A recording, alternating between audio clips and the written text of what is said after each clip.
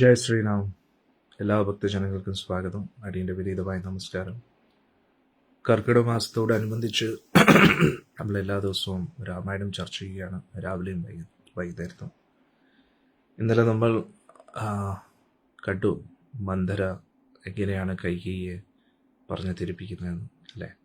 ഇനി മുന്നോട്ട് എന്തായി അത് കേട്ടിട്ട് ദശരഥ മഹാരാജ് ആകെ പരിഭ്രമത്തിലാവുകയാണ്. അതിനുശേഷം എന്തൊക്കെയാണ് നടന്നതെന്ന് നമുക്ക് നോക്കാം. എല്ലാ ഭക്തരും ലൈവിൽ വരുന്നത് വരെ നമുക്ക് ഗുരു പ്രണാമ മന്ത്രങ്ങൾ ഉരുവിടാം. ഓം നമോ ഭഗവതേ വാസുദേവായ, ഓം നമോ ഭഗവതേ വാസുദേവായ, ഓം നമോ ഭഗവതേ വാസുദേവായ. നാരായണം നമസ്കൃത്യം നരം ചൈവ നരോത്തമം ദേവീം സരസ്വതീം വ്യാസം തതോ ജയമുദീരം. നഷ്ടപ്രായേഷു അഭദ്രേഷു നിത്യം ഭാഗവത സേവയാ ഭഗവതി ഉത്തമ ശ്ലോകേ ഭക്തിർഭവതി നൈഷ്ഠികേ. കൃഷ്ണായ വാസുദേവായ ദേവകീ നന്ദനായ ച നന്ദഗോപകുമാരായ ഗോവിന്ദായ നമോ. ഓം അജ്ഞാനതിമിരന്ദസ്യ ജ്ഞാനാഞ്ജനശലാകായ ചക്ഷുരുന്മിലിതം യേന തസ്മൈ ശ്രീഗുരവേ നമഃ. ശ്രീചൈതന്യമനോഭീഷ്ടം സ്ഥാപിതം യേന ഭൂതലേ സ്വയം രൂപകഥാമഹ്യം ദദാതി സ്വപദാന്തികം. വന്ദേഹം ശ്രീഗുരോം ശ്രീയുതാപദകമനം ശ്രീഗുരും വൈഷ്ണവാംശ്ച ശ്രീരൂപം സാഗരജാതം സകലരഘുനാഥാന്വിതം തം സജീവം സാദ്വൈതം സാവധൂതം പരിജനാസഹിതം കൃഷ്ണചൈതന്യദേവം ശ്രീരാധാകൃഷ്ണപാദാൻ സകലലളിതാ ശ്രീവിശാഖാന്വിതം ച. നമോ വിഷ്ണുപാദായ കൃഷ്ണപ്രഷ്ഠായ ഭൂതലേ ശ്രീമതേ ജയപതാകസ്വാമിനിധി നാമിനേ നമാചാര്യപാദായ നിതായ കൃപപ്രദായിനേ ഗൗരകഥാധാകഥായ നഗരഗ്രാമധാരിണേ. നമോ വിഷ്ണുപാദായ കൃഷ്ണപൃഷ്ഠായ ഭൂതലേ ശ്രീമതേ ഭക്തിവേദാന്ത സ്വാമിനിധി നാമിനേ നമസ്തേ സാരസ്വതേ ദേവേ ഗൗരവാണി പ്രചാരിണേ നിർവിശേഷ ശൂന്യവാദി പാശ്ചാത്യദേശതാരിണേ. നമോ വിഷ്ണുപാദായ കൃഷ്ണപൃഷ്ഠായ ഭൂതലേ ശ്രീമതേ ഭക്തിസിദ്ധാന്ത സരസ്വതീ നാമിനേ ശ്രീഭാഷവാലഭീ ദേവി ദേവായ കൃപാബ്ദേ കൃഷ്ണ സംബന്ധ വിജ്ഞാനാദായ മാധുര്യോജ്വല പ്രേമാഢ്യാ ശ്രീരൂപാനുഗ ഭക്തിദാ ശ്രീ ഗൗരകരുണാ ശക്തി വിഗ്രഹായ നമോസ്തുതേ. നമസ്തേ ഗൗരവാണി ശ്രീമൂർത്തേ ദീനതാരിണേ രൂപാനുഗവൃതം സിദ്ധാന്തധാരിണേ. നമോ ഗൗരകിശോരായ സാക്ഷാത് വൈരാഗ്യമൂർത്തേ വിപ്രലംബരസാംഭൂതേ പാദാംബുജായതേ നമോ ഭക്തി വിനോദായ സച്ചിദാനന്ദനാമിനേ ഗൗരശക്തി സ്വരൂപായ രൂപാനുഗവരായതേ. ഗൗരാവിർഭാവഭൂമേസ്തം നിർദ്ദിഷ്ട സജ്ജനപ്രിയ വൈഷ്ണവ സർവഭൗമ ശ്രീജഗന്നാഥായ തേ നമഃ. നമോ മഹാവദന്യായ കൃഷ്ണപ്രേമപ്രദായിതേ കൃഷ്ണായ കൃഷ്ണചൈതന്യനാമിനേ നമോസ്തുതേ. പഞ്ചതത്വാത്മകം കൃഷ്ണം ഭക്തരൂപസ്വരൂപകം ഭക്താവതാരം ഭക്താഖ്യം നമാമി ഭക്തശക്തികം. വാഞ്ചാകൽപതരുഭ്യശ്ച കൃപാസിന്ധുഭ്യൈവ ച പതിതാനാം പാവനേഭ്യോ വൈഷ്ണവേഭ്യോ നമോ. ഹേ കൃഷ്ണ കരുണാ സിന്ധോ ദീനബന്ധോ ജഗത്പതേ ഗോപേശ ഗോപികാ കാന്ത രാധാ കാന്ത നമോസ്തുതേ. ജയതാം സുരതോ പങ്കോർമമ മന്ദമതേർഗതി മത്സർവസ്വ പാദാംബോജരാധാം ദിവ്യവൃന്ദാരണ്യഗത് പദ്മമത ശ്രീമദ് രത്നാവതാര സിംഹാസനസ്ഥ ശ്രീമദ് രാധാ ശ്രീരഘോവിന്ദ ദേവോ കൃഷ്ണ സേവ്യമാനസ്വരം. ശ്രീമന്ദസരസാരംഭീ വംശീവരത്തരസ്ഥിത കർഷൻ വേണുസ്മരേർ ഗോപീൻ ഗോപീനാഥസേസ്തുന തപ്തകാഞ്ചന ഗൗരാംഗീ രാധേ വൃന്ദാവനേശ്വരി വൃഷഭാനു സുതേ ദേവി പ്രണമാമി ഹരിപ്രിയേ പ്രണമാമി ഹരിപ്രിയേ പ്രണമാമി ഹരി. जय श्री कृष्ण चैतन्य प्रभु नित्यानंद श्री अद्वैत गदाधर श्रीवासंदी गौरभक्त. जय श्री कृष्ण चैतन्य प्रभु नित्यानंद श्री अद्वैत गदाधर श्रीवासंदी गौरभक्त. जय श्री कृष्ण चैतन्य प्रभु नित्यानंद श्री अद्वैत गदाधर श्रीवासंदी गौरभक्त. हरे कृष्ण कृष्ण कृष्ण हरे हरे हरे राम राम राम. हरे कृष्ण कृष्ण कृष्ण हरे हरे हरे राम राम. हरे कृष्ण कृष्ण कृष्ण हरे हरे हरे राम राम.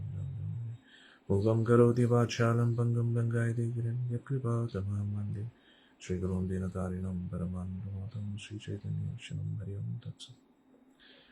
നമുക്ക് ചർച്ച തുടരാം. അതിനു മുമ്പായിട്ട് ഭഗവാന്റെ ഒരു കീർത്തനം നമുക്ക് കേൾക്കാം. നമ്മുടെ മനസ്സ് രാമനിലേക്ക് അർപ്പിക്കാം. എന്നിട്ട് നമുക്ക് തുടങ്ങാം, അല്ലേ? നമ്മുടെ എല്ലാവരുടെയും ഫേവററ്റ് ആയിട്ടുള്ള ഒരു കീർത്തനം മൻമേ രാമ ബസാലെ തുടങ്ങാം, അല്ലേ?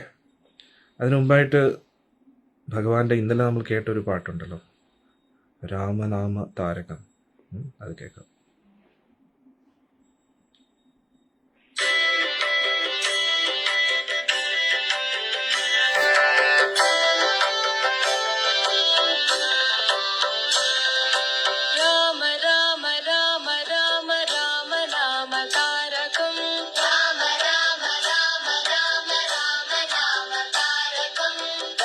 कृष्ण वासुदेव भक्ति मुक्तिदायकं रामकृष्ण वासुदेव भक्ति मुक्तिदायकं राम राम राम राम राम नाम तारकं राम राम राम राम राम नाम तारकं रामकृष्ण वासुदेव भक्ति मुक्तिदायकं रामकृष्ण वासुदेव भक्ति मुक्तिदायकं जानकी मनोहरं सर्वलोकनायकं जानकी मनोहरं सर्वलोकनायकं जानकी मनोहरं सर्वलोकनायकं जानकी मनोहरं सर्वलोकनायकं शङ्करादिसेव्यमान पुण्यनाम कीर्तनं शङ्करादिसेव्यमान पुण्यनाम कीर्तनं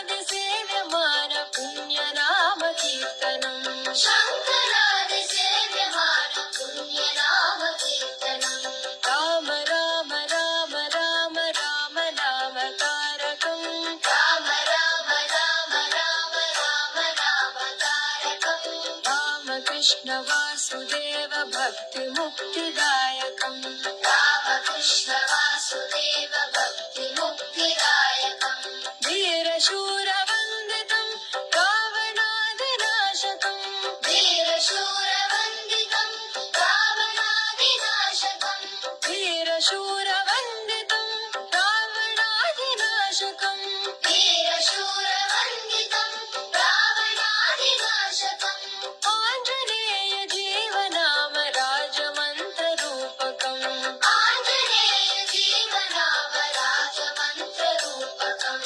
आञ्जनेय जीवनाम राजमन्त्ररूपकम् आञ्जनेय जीवनाम राजमन्त्ररूपकम् राम राम राम राम राम नाम तारकं राम राम राम राम राम नाम तारकं रामकृष्ण वासुदेव भक्ति मुक्तिदायकं रामकृष्ण वासुदेव भक्ति मुक्तिदायकं राम राम राम राम राम नाम तारकं राम राम राम राम राम नाम तारकं रामकृष्ण वासुदेव भक्ति मुक्तिदायकं रामकृष्ण वासुदेव भक्ति मुक्तिदायकं जानकी मनोहरं सर्वलोकनायकं जानकी मनोहरं सर्वलोकनायकं जानकी मनोहरं सर्वलोकनायकं जानकी मनोहरं सर्वलोकनायकं शङ्करादिसेव्यमान पुण्यनाम कीर्तनं शङ्करादिसेव्यमान पुण्यनाम कीर्तनं शङ्करादिसेव्यमान पुण्यनाम कीर्तनं शङ्करादिसेव्यमान पुण्यनाम कीर्तनं राम राम राम राम राम नाम तारकं राम राम राम राम राम नाम तारकं रामकृष्ण वासुदेव भक्ति मुक्तिदायकं रामकृष्ण वासुदेव भक्ति मुक्तिदायकं वीरशूरवन्दितं रावणादिनाशकं वीरशूरवन्दितं रावणादिनाशकं वीरशूरवन्दितं रावणादिनाशकं वीरशूरवन्दितं रावणादिनाशकं आञ्जनेय जीवनाम राजमन्त्ररूपकम् आञ्जनेय जीवनाम राजमन्त्ररूपकम् आञ्जनेय जीवनाम राजमन्त्ररूपकम् आञ्जनेय जीवनाम राजमन्त्ररूपकम्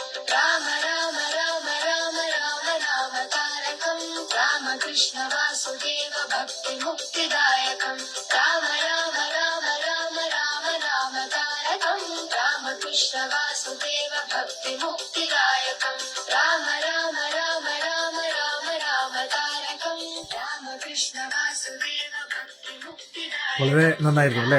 കുട്ടികളെല്ലാവരും കൂടെ പാടുന്നു. ഇനി മൻമേ രാമ ബസാലെ അതും കൂടെ നമുക്ക് കേട്ടിട്ട് നമുക്കിത് നിർത്താം കേട്ടോ. ഇത് പണ്ട് വന്ന ഒരു ആൽബമായിരുന്നു. ഒരു കുട്ടി ഇങ്ങനെ ഭയപ്പെട്ടിരുന്ന സമയത്ത് ഒരു അമ്മൂമ്മ പറഞ്ഞു കൊടുക്കുന്ന ഒരു പാട്ടാണ് മനമേ രാമ ബസാറെ. ഉള്ളൊരു നന്നായിട്ടൊരു ഷോർട്ട് ഫിലിമാണ്. നമുക്ക് നോക്കാം അല്ലേ.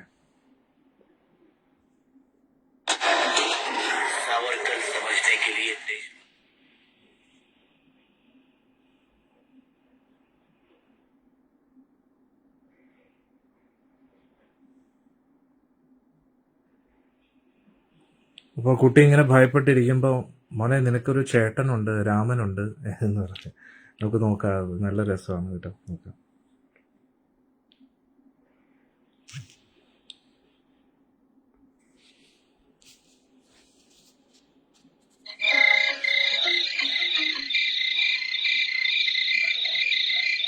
दादी दादी मैं कल स्कूल नहीं जाऊंगी, जंगल में जो तो मुझे डर लगता है। स्कूल नहीं जाओगी तो होनहार कैसे बनोगी? मैं छोड़ने आती पर पैर में चोट जो लगी है। ओ नहीं, मुझे बहुत डर लगता है। इसमें डरने की क्या बात है बेटा? अगर डर लगे तो अपने भाई को बुला लेना। मेरा भाई? मेरा तो कोई भाई नहीं है। अरे ये तो है तेरा भाई राम, वो जंगल में रहता है, बस उसे आवाज दो वो आएगा।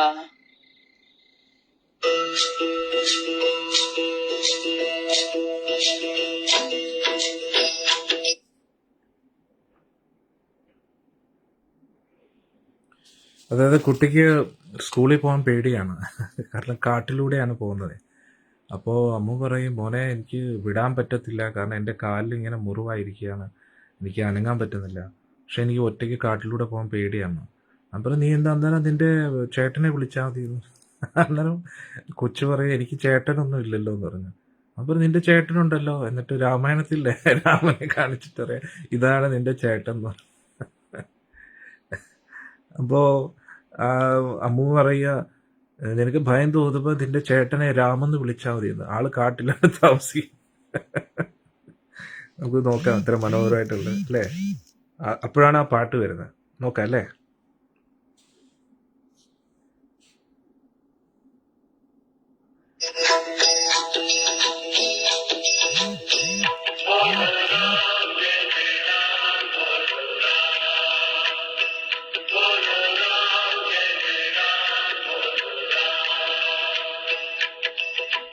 जन्म सफल होगा रे बंदे, मन में राम बसा ले,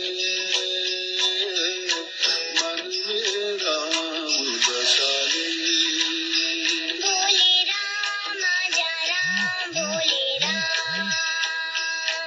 हे राम नाम के मोती को सांसों की माला बना ले, राम बसा ले।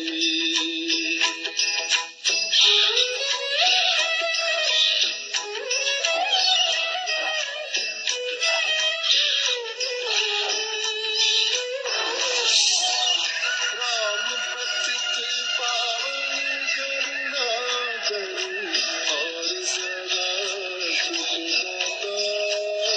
बोले राम आजा राम, बोले राम। हे राम पतित पावन करुणा कर और सदा सुख दाता। सरस सुहावन अति मन भावन, राम से प्रीत लगा ले, मन में राम बसा ले। बोले राम आजा राम, बोले राम। बोले राम आजा राम, बोले राम। बोले राम आजा राम, बोले राम। मोह माया है झूठा बंधन, जादू से टूटाई। राम नाम की ज्योत जलाकर अपना भाग जगा ले। जन्मदिन मुबारक हो मास्टर जी। बधाई हो मास्टर जन्मदिन की बधाई हो मास्टर जी।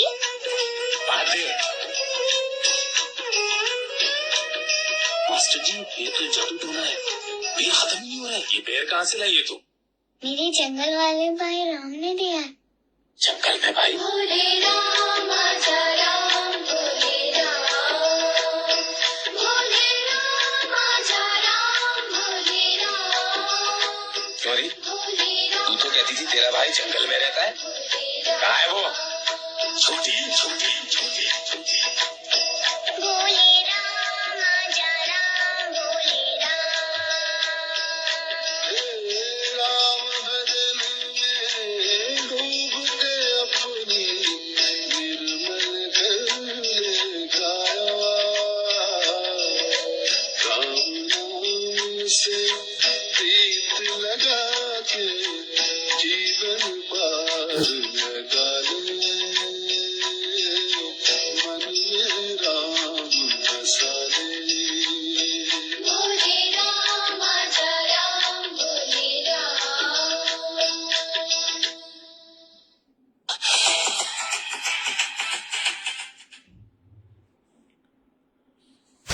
ഹരേ കൃഷ്ണ.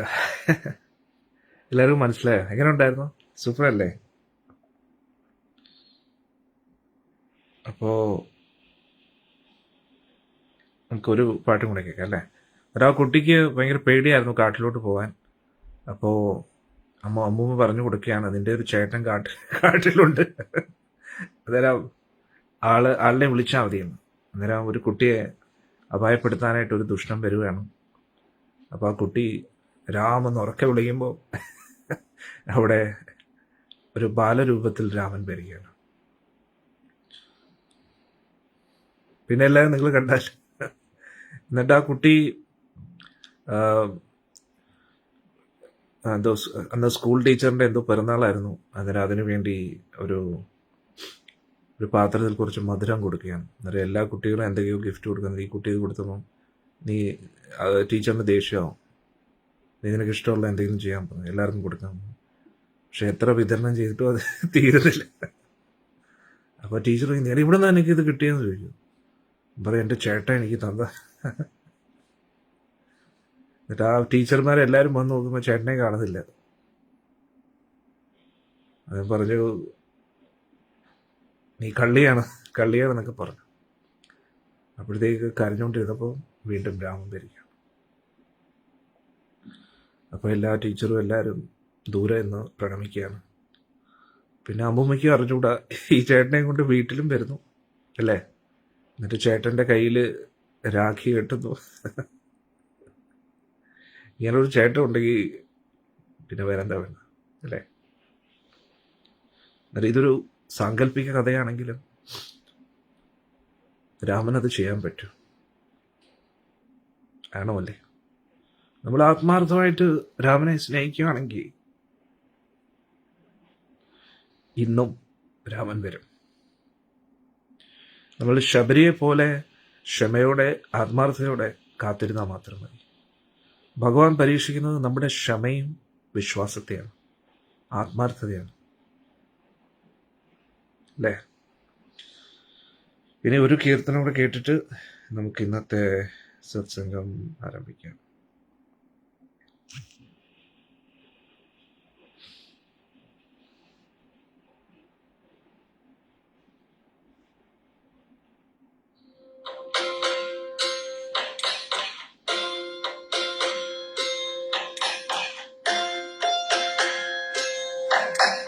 राघव राम श्री रघुराम सीताभिराम सीताभिराम രാജാധിരാജനായിരേഴു ലോകവും വാഴുന്ന രാമ രാമ വില്ലുമമ്പും കൈകളിലേന്തിയ വില്ലാളി വീരനല്ലേ കല്ലായിരുന്നൊരു ഹല്ലിക്ക് മോക്ഷം കൊടുത്ത ശ്രീരാമനല്ലേ ആനന്ദരാമ ആതങ്കനാശ ലോകാഭിരാമ ലോകാഭിരാമ ജീവിതയാഗത്തിൽ രക്ഷ ചെയ്യാൻ ഞാൻ വിളിക്കുന്നു രാമ രാമ വില്ലുമമ്പും കൈകളിൽ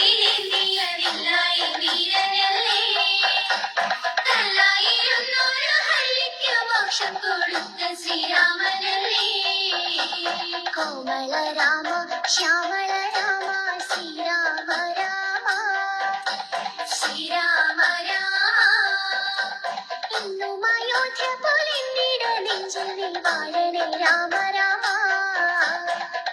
വില്ലുമപ്പും കൈകളിലേന്തിയ വില്ലാളി വീരനല്ലേ കല്ലായിരുന്നൊരു ഹള്ളിക്ക് മോക്ഷം കൊടുത്ത ശ്രീരാമനല്ലേ കാരുണ്യ രാമ കാര്യങ്ങൾക്കെന്തിനും കാരണമായ രാമ കാരണമായ രാമ കൗസല്യ ബാലക കൈവല്യദായക കാക്കണേ രാമ രാമ വില്ലുമമ്പും കൈകളിലേന്തിയ വില്ലാളി വീരനല്ലേ കല്ലായിരുന്നൊരു ഹള്ളിക്ക് മോക്ഷം കൊടുത്ത ശ്രീരാമനല്ലേ ദേവാദി രാമ വേദാന്ത രാമ ദേവാ ശ്രീരാമ ദേവാ ശ്രീരാമ ദാശരഥിയായ ഉലകം മുഴുവനും നേരുന്ന രാമ രാമ വില്ലുമമ്പും കൈകളിലേന്തിയ വില്ലാളി വീരനല്ലേ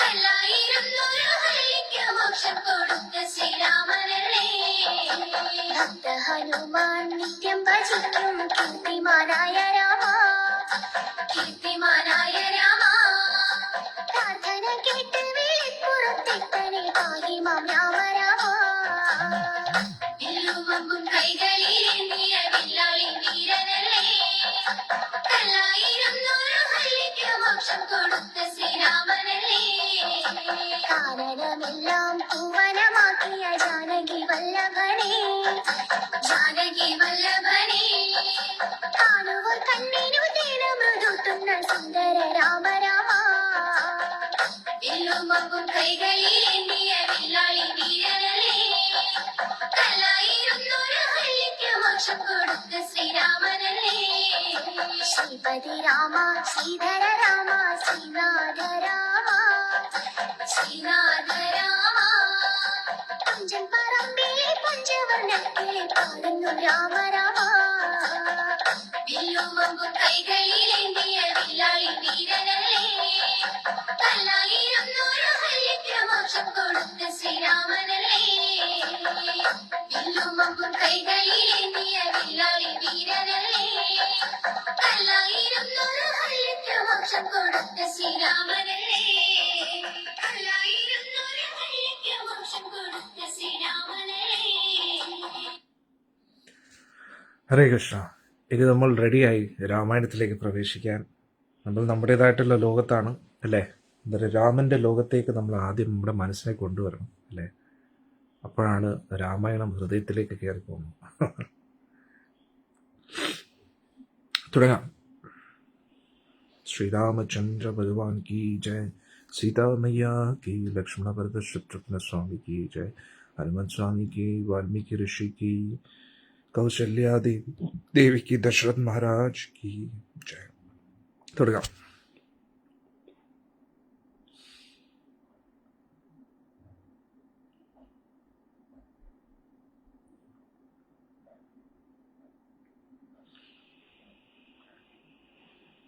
ദശരഥ മഹാരാജാവ് പല രീതിയിലും കൈകേയിയുടെ മനസ്സിനെ മാറ്റാൻ ശ്രമിച്ചു. പക്ഷെ കൈകേയി തയ്യാറാവുന്നില്ല. ദശരഥ മഹാരാജാവ്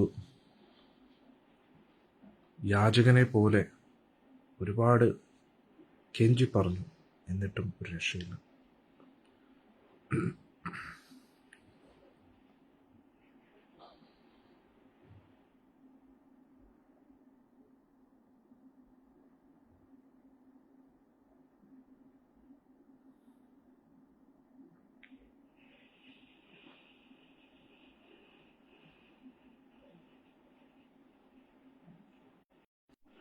വളരെയധികം ദുഃഖത്തിൽ ആണ്ടുപോയ ദശരഥ മഹാരാജാവിന് സ്വബോധം വീണ്ടും വീണ്ടും നഷ്ടപ്പെടുകയാണ്. വളരെയധികം രോഗബാധിതനായിട്ടുള്ള ഇത്രയും ശക്തനായിട്ടുള്ള ദശരഥ മഹാരാജ ഏത് അവസ്ഥയിലായിരുന്നു നോക്കണേ. അന്നേരം ഒരു മനസ്സിനുണ്ടാകുന്ന വിഷമം നമ്മൾ ഏത് അവസ്ഥയിലേക്ക് എത്തിക്കുന്നു അല്ലേ. അപ്പം ദശരഥ മഹാരാജാവ് വളരെയധികം ദുഃഖിതനായി വളരെയധികം രോഗബാധിതനായിട്ട് ഇരുന്നുകൊണ്ട് നമ്മുടെ ജീവിതത്തിൽ നമ്മൾ മനസ്സിലാക്കണം, നമ്മുടെ മനസ്സിനെ നിയന്ത്രിക്കാൻ കഴിയുക എന്നത് വളരെ ഇമ്പോർട്ടൻ്റ് ആയിട്ടുള്ളൊരു കാര്യമാണ്. ആൾക്കാർ ഈശ്വരനില്ല എന്നൊക്കെ പറഞ്ഞ് ജീവിക്കുന്നു. ഭൗതിക സുഖലോലുപരായിട്ട് ഭൗതിക സുഖഭോഗത്തിൽ മഗ്നരായിട്ട് ജീവിക്കുന്നു. പക്ഷെ നമ്മുടെ മനസ്സിൻ്റെ ഒരു താളം തെറ്റിയാൽ മതി, തീർന്നു. ഇന്ന് ആൾക്കാർ കഠോര ഹൃദയരായിട്ടിരിക്കുന്നു. പണ്ടൊക്കെ ഒരു മനസ്സിൻ്റെ വിഷമത്താലെങ്കിലും അവർ ഈശ്വരനെ അറിയാൻ ശ്രമിക്കുക. പക്ഷെ ഇപ്പോൾ ആൾക്കാർ കഠോര ഹൃദയരായിട്ടിരിക്കുകയാണ്. കൈകിയെ പോലെയും മന്ദരയെ പോലെയുള്ള ആൾക്കാരാണ് ഇന്നത്തെ കാലത്ത് കൂടുതൽ. ആരോടും ഒരു താല്പര്യമില്ല. നിർലജ്ജ മഹാസുഖി എന്ന് പറയും. നാണം കെട്ട ആൾക്കാർ എപ്പോഴും സുഖത്തിലായിരിക്കും എന്ന് പറയും. അതേപോലെയാണ് ഇപ്പോഴത്തെ അവസ്ഥ. ഒരു നാണവും മാനവും ഇല്ലാത്ത ആൾക്കാരാണ്. കൈകി ഇത്രയും പേരെയും ദുഃഖിപ്പിച്ചിട്ടും കൈകിയുടെ മനസ്സിളകുന്നില്ലെന്നുള്ളത്. മന്ദരയുടെ നമുക്ക് ചർച്ച തുടരാം. ദശരഥ മഹാരാജാവ് തറയിൽ വീണ് കിടന്ന് ഉരുളുകയാണ്. അദ്ദേഹത്തിൻ്റെ എന്ത് ചെയ്യണോ, ഇത്രയും ദയനീയ അവസ്ഥയിൽ ആരും അദ്ദേഹത്തെ ഒരിക്കലും കണ്ടിട്ടില്ല. മഹാസാമ്രാട്ട് ദശരഥ മഹാരാജാവ്. അന്നേരം ഒന്ന് ആലോചിച്ച് നോക്കണം, ഒരു സ്ത്രീയോട് ഒരു ആസക്തി തോന്നിയാൽ, ലൈംഗിക ബന്ധത്തിൽ നമുക്ക് ആസക്തി തോന്നിക്കഴിഞ്ഞാൽ ഏതറ്റം വരെ നമ്മൾ അധപ്പതിച്ചു പോകും എന്ന് നമ്മൾ മനസ്സിലാക്കും. ഭക്തിയും ലൈംഗിക ബന്ധവും കംപ്ലീറ്റ്ലി വിപരീതമായിട്ടുള്ള കാര്യങ്ങളാണ്. നമ്മളൊരു സ്ത്രീയിലോ ഒരു പെണ്ണിലോ പെണ്ണൊരാണിലോ ആസക്തനായി കഴിഞ്ഞാൽ നമ്മൾ ഏതറ്റം വരെ പോകും എന്ന് നമ്മൾ മനസ്സിലാക്കണം. അതുകൊണ്ട് നമുക്ക് ഏറ്റവും പ്രധാനം ഭഗവാനാണ്. ഭഗവാനുമായിട്ട് ബന്ധപ്പെട്ട് ഭഗവാനെ മുൻനിർത്തി നടക്കുന്ന ആ ഒരു കുടുംബജീവിതത്തിൽ ഒതുങ്ങിയിരിക്കുന്നത് വളരെ ഇമ്പോർട്ടൻ്റ് ആണ്.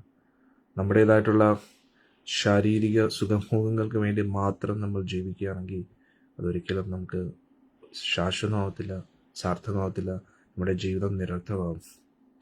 അന്നേരം ഇവിടെ കൈകേയിക്ക് ഒട്ടും മാറ്റമില്ല. ഭർത്താവിനോടുള്ള എല്ലാ ആ ഒരു മമതയും കളഞ്ഞു കൈകേയി ദേവി. കൈകേയിക്ക് ഇപ്പോഴും സമാധാനം കിട്ടുന്നില്ല. കാരണം കൈകേയി ആഗ്രഹിച്ച പോലെ കാര്യം നടക്കുമെന്ന് ഉറപ്പില്ല. കാരണം മന്ദര ആ രീതിയിലാണ് വിഷം കയറ്റിയിരിക്കുന്നത് കൈകേയിയുടെ ഉള്ളിൽ. അതുകൂടാതെ കൈകേയിയുടെ ബുദ്ധിയും നഷ്ടമായിരിക്കുകയാണ് ദേവന്മാരുടെ നിയോഗത്താൽ. അതുകൊണ്ട് ദശരഥ മഹാരാജാവിൻ്റെ ഒരു വിഷമവും ദുഃഖവും ഒന്നും കൈകേയിക്ക് കാണാൻ കഴിയുന്നില്ല. കൂടുതൽ ദശരഥ മഹാരാജാവിനെ അപമാനിച്ചുകൊണ്ടിരിക്കും. അങ്ങയുടെ യശസ്സൊക്കെ എവിടെ പോയി? അങ്ങ് എപ്പോഴും സത്യസന്ധനാണെന്ന് വലിയ വീരവാദം മുഴക്കാറുണ്ടല്ലോ.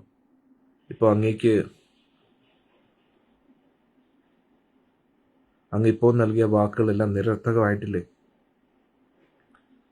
അതുകൊണ്ട് അങ്ങയുടെ ആ വാക്കിനെ പാലിച്ചുകൊണ്ട് അങ്ങയുടെ കീർത്തി നിലനിർത്താൻ പറഞ്ഞു. ദശരഥ മഹാരാജാവ് അബോധാവസ്ഥയിലാണ്. ഒട്ടും മറുപടി നൽകുന്നില്ല. കുറച്ചു കഴിഞ്ഞപ്പോൾ എങ്ങനെയൊക്കെയോ സുബോധം കിട്ടി. കൈകേയിയുടെ മുഖത്ത് നോക്കി. അപ്പോഴും മുഖത്ത് ഒരു ഭാവവ്യത്യാസമില്ല. അന്നേരം ദശരഥ മഹാരാജാവിന് മനസ്സിലായി കൈകേയിക്ക് ഒരു മാറ്റമില്ല. അദ്ദേഹം ആകാശത്തേക്ക് നോക്കി നിദ്രാദേവിയോട് പ്രാർത്ഥിക്കുകയാണ്. ദേവി, എന്നേക്കുമായിട്ട് എന്നെ ഉറക്കത്തിൽ ആക്കൂ. ഞാൻ നാളത്തെ ആ പകൽ കാണാനുള്ള ശക്തി എനിക്കില്ല. രാമൻ എന്നെ വിട്ടു പോകുന്ന എനിക്ക് സഹിക്കാൻ കഴിയില്ല. ഇത്രയും പറഞ്ഞ ദശരഥമാരെ കരഞ്ഞുകൊണ്ടിരിക്കുകയാണ്. രാം രാം രാം രാം ഇങ്ങനെ പറഞ്ഞുകൊണ്ട്.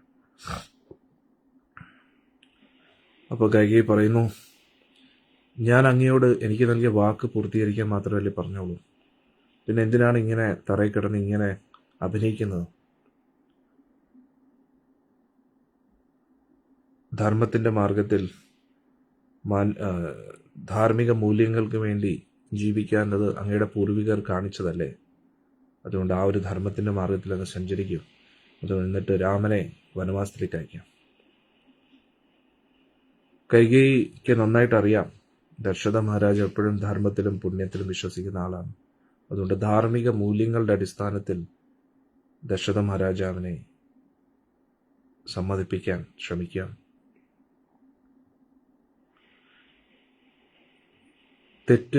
തെറ്റും ശരിയും വേർതിരിച്ചറിയാൻ പറ്റുന്ന വ്യക്തികൾ സത്യത്തെയാണ് ഏറ്റവും മൂല്യമായിട്ട് കാണുന്നത്. അതുകൊണ്ട് സത്യത്തിന് വേണ്ടി അങ്ങ് പ്രവർത്തിക്കൂ. അങ്ങയുടെ കർത്തവ്യം ചെയ്യൂ.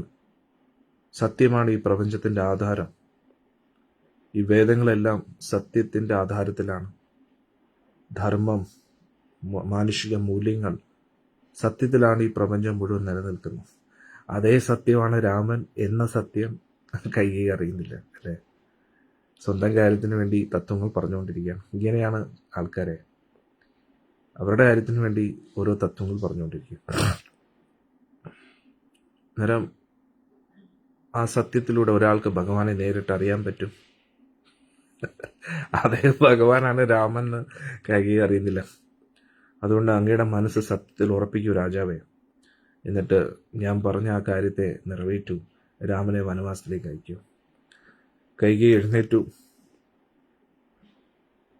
എന്നിട്ട് കണ്ണിലൊരു തിളക്കമൊക്കെ ഉണ്ടായിരുന്നു കൈകേയിക്ക്. കാരണം അവസാനമായിട്ട് ഒരു എന്തോ ഫൈനലായിട്ടൊരു നോക്ക് പഞ്ച് എന്ന് പറയുന്ന പോലെ, ഉറപ്പിക്കുന്ന പോലെ കൈകേയി പറയാണ്, 3 പ്രാവശ്യം അങ്ങ് എന്നോട് വാക്ക് നൽകിയിരുന്നു, അങ്ങ് എനിക്ക് നൽകിയ ആ 2 വരം പൂർത്തീകരിക്കാം. അതുകൊണ്ട് ഞാൻ 3 പ്രാവശ്യം ഞാൻ അങ്ങയെടുത്ത് പറയുകയാണ്, എൻ്റെ മകനായ ഭരതനെ സിംഹാസനത്തിലിരുത്തു, രാമനെ വനവാസത്തിലേക്ക് അയക്കും. ഇത് മാത്രമേ എന്നെ തൃപ്തികരിക്കത്തുള്ളൂ. എൻ്റെ പ്രാണനെ രക്ഷിക്കേണ്ട ഉത്തരവാദിത്വം അങ്ങേക്കുണ്ട്. അതുകൂടാതെ അങ്ങയുടെ നഷ്ടപ്പെടാൻ പോകുന്ന ആ കീർത്തിയെ നിലനിർത്താനുള്ള ഉത്തരവാദിത്വം അങ്ങേക്കുണ്ട്. വീണ്ടും വീണ്ടും കൈകേയി ഇങ്ങനെ നിർബന്ധിക്കാൻ തുടങ്ങി ദശരഥ മഹാരാജാവിന് ഈ ഒരു വാക്കിൽ നിന്ന് രക്ഷപ്പെടാൻ വേറൊരു ഉപായം കാണുന്നില്ല. ഒരുപാട് ബുദ്ധിമുട്ടി അദ്ദേഹത്തിനെ നിയന്ത്രിച്ചു. ഉള്ളിൽ നിന്ന് അദ്ദേഹത്തിൻ്റെ ഹൃദയം ഇങ്ങനെ ഉരുകിക്കൊണ്ടിരിക്കുകയാണ്. ഒരുപാട് വിഷമത്തോടു കൂടി, കണ്ണീരോടു കൂടി അദ്ദേഹം കൈകേയി നോക്കി. അദ്ദേഹം വിചാരിക്കുകയാണ്, ഈ ഒരു സ്ത്രീയെ ഇനി മുതൽ എനിക്ക് ഭാര്യയായിട്ട് കാണാൻ പറ്റുമോ? ഇവളെ ഉപേക്ഷിക്കാൻ സമയമായി. ഇവളുടെ പേര് ഉച്ചരിക്കാൻ പോലും ഞാൻ ആഗ്രഹിക്കുന്നില്ല. ഇവളൊരിക്കലും ഇനി ദശരഥ മഹാരാജാവിൻ്റെ ഭാര്യയായിട്ട് കണക്കാക്കപ്പെടത്തില്ല എന്ന് പറഞ്ഞു. വളരെയധികം ദേഷ്യത്തോടുകൂടി അദ്ദേഹം പറഞ്ഞു, നീച സ്ത്രീ, ഈ നിമിഷം ഞാൻ നിന്നെ ഉപേക്ഷിക്കാം. ആ ഹോമത്തിൻ്റെ മുമ്പിൽ ദേവന്മാരെ സാക്ഷിയാക്കി, അഗ്നി സാക്ഷിയായി മന്ത്രങ്ങൾ ഉരുവിട്ടുകൊണ്ട് നിന്റെ കൈ ഞാൻ സ്വീകരിച്ചിരുന്നു. ആ കൈ ഞാൻ ഉപേക്ഷിക്കുകയാണ്.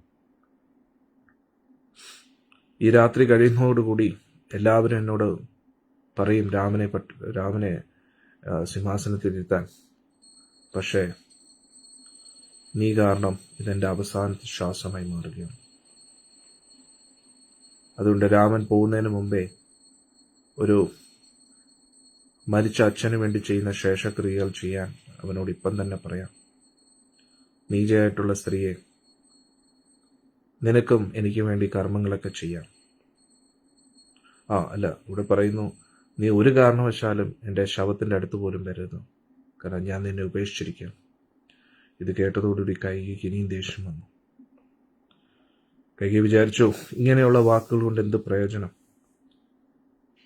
കൗശല്യയെ സ്വീകരിക്കുന്നതിലൂടെ ദശരഥ മഹാരാജാവ് ഇതിനോടകം തന്നെ കൈകേയിയെ ഉപേക്ഷിച്ചിരിക്കാം.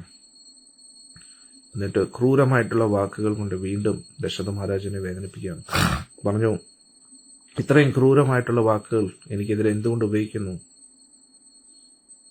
അങ്ങ് വാക്ക് നൽകിയ ആ കാര്യമല്ലേ ഞാൻ ഇപ്പോൾ ചോദിക്കുന്നുള്ളൂ. ഇപ്പം തന്നെ അങ്ങയുടെ മകൻ രാമനെ വിളിക്കൂ. ഈ ദുഃഖിക്കുന്നതിൽ എന്താണ് അർത്ഥം? അങ്ങയുടെ കർത്തവ്യങ്ങൾ നിറവേറ്റൂ. ദശരഥ മഹാരാജാവ് ഇങ്ങനെയൊക്കെയോ മനസ്സിനെ നിയന്ത്രിച്ചു. എന്നിട്ട് പറഞ്ഞു, ധർമ്മത്തിൽ ബന്ധിതനായിപ്പോയി, അതുകൊണ്ട് ഞാൻ നിസ്സഹായനായി. ശരിയും തെറ്റും എനിക്ക്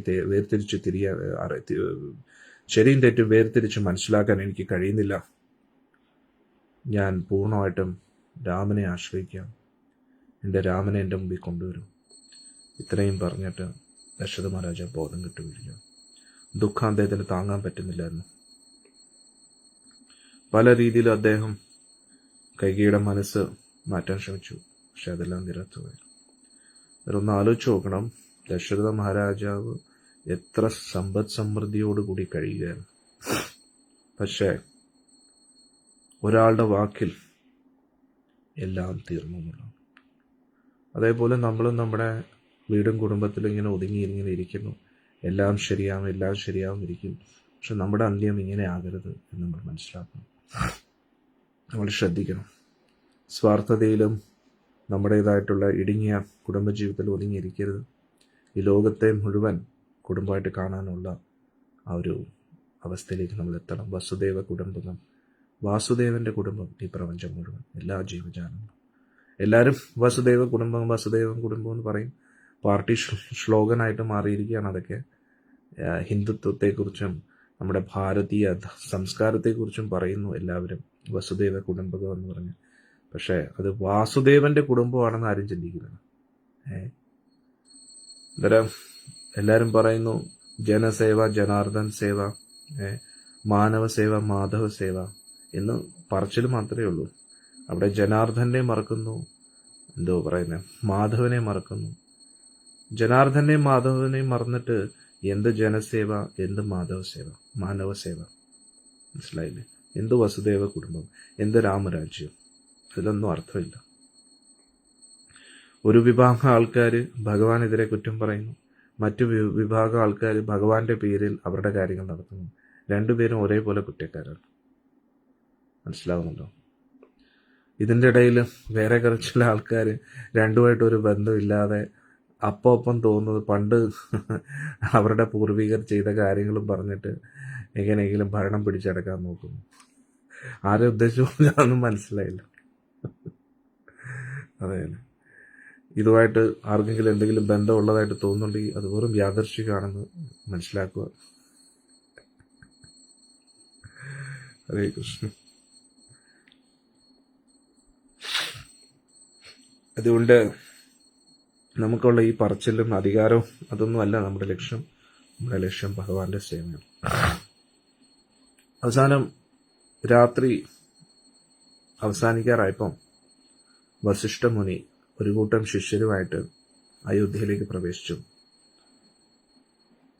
അർദ്ധരാത്രി കഴിഞ്ഞപ്പോഴത്തേക്കും ഏകദേശം നേരം പുലർക്കാറാവുന്നതിന് മുമ്പേ അദ്ദേഹത്തിന്റെ ആശ്രമത്തിൽ നിന്ന് അദ്ദേഹം നോക്കുമ്പോൾ ആ നടപ്പാതയെല്ലാം വളരെ മനോഹരമായിട്ട് തൂത്ത് വൃത്തിയാക്കി വെച്ചിരിക്കുന്നു. ജലം തളിച്ചിരിക്കുന്നു, സുഗന്ധജലങ്ങളൊക്കെ. ജനങ്ങൾ ഉറങ്ങിയിട്ടില്ല.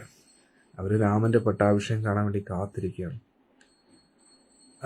പുറമേയുള്ള ആ ഒരു കവാടങ്ങളൊക്കെ കഴിഞ്ഞ് അദ്ദേഹം ദശരഥ മഹാരാജാവിന്റെ കൊട്ടാരത്തിലേക്ക് എത്തി. പല പല ധ്വജങ്ങൾ കൊണ്ടും തോരണങ്ങൾ കൊണ്ടും അലങ്കരിച്ചു വെച്ചിരുന്നു. അദ്ദേഹം ദശരഥ മഹാരാജാവിന്റെ അന്തഃപുരിയിലേക്ക് എത്തുന്നു.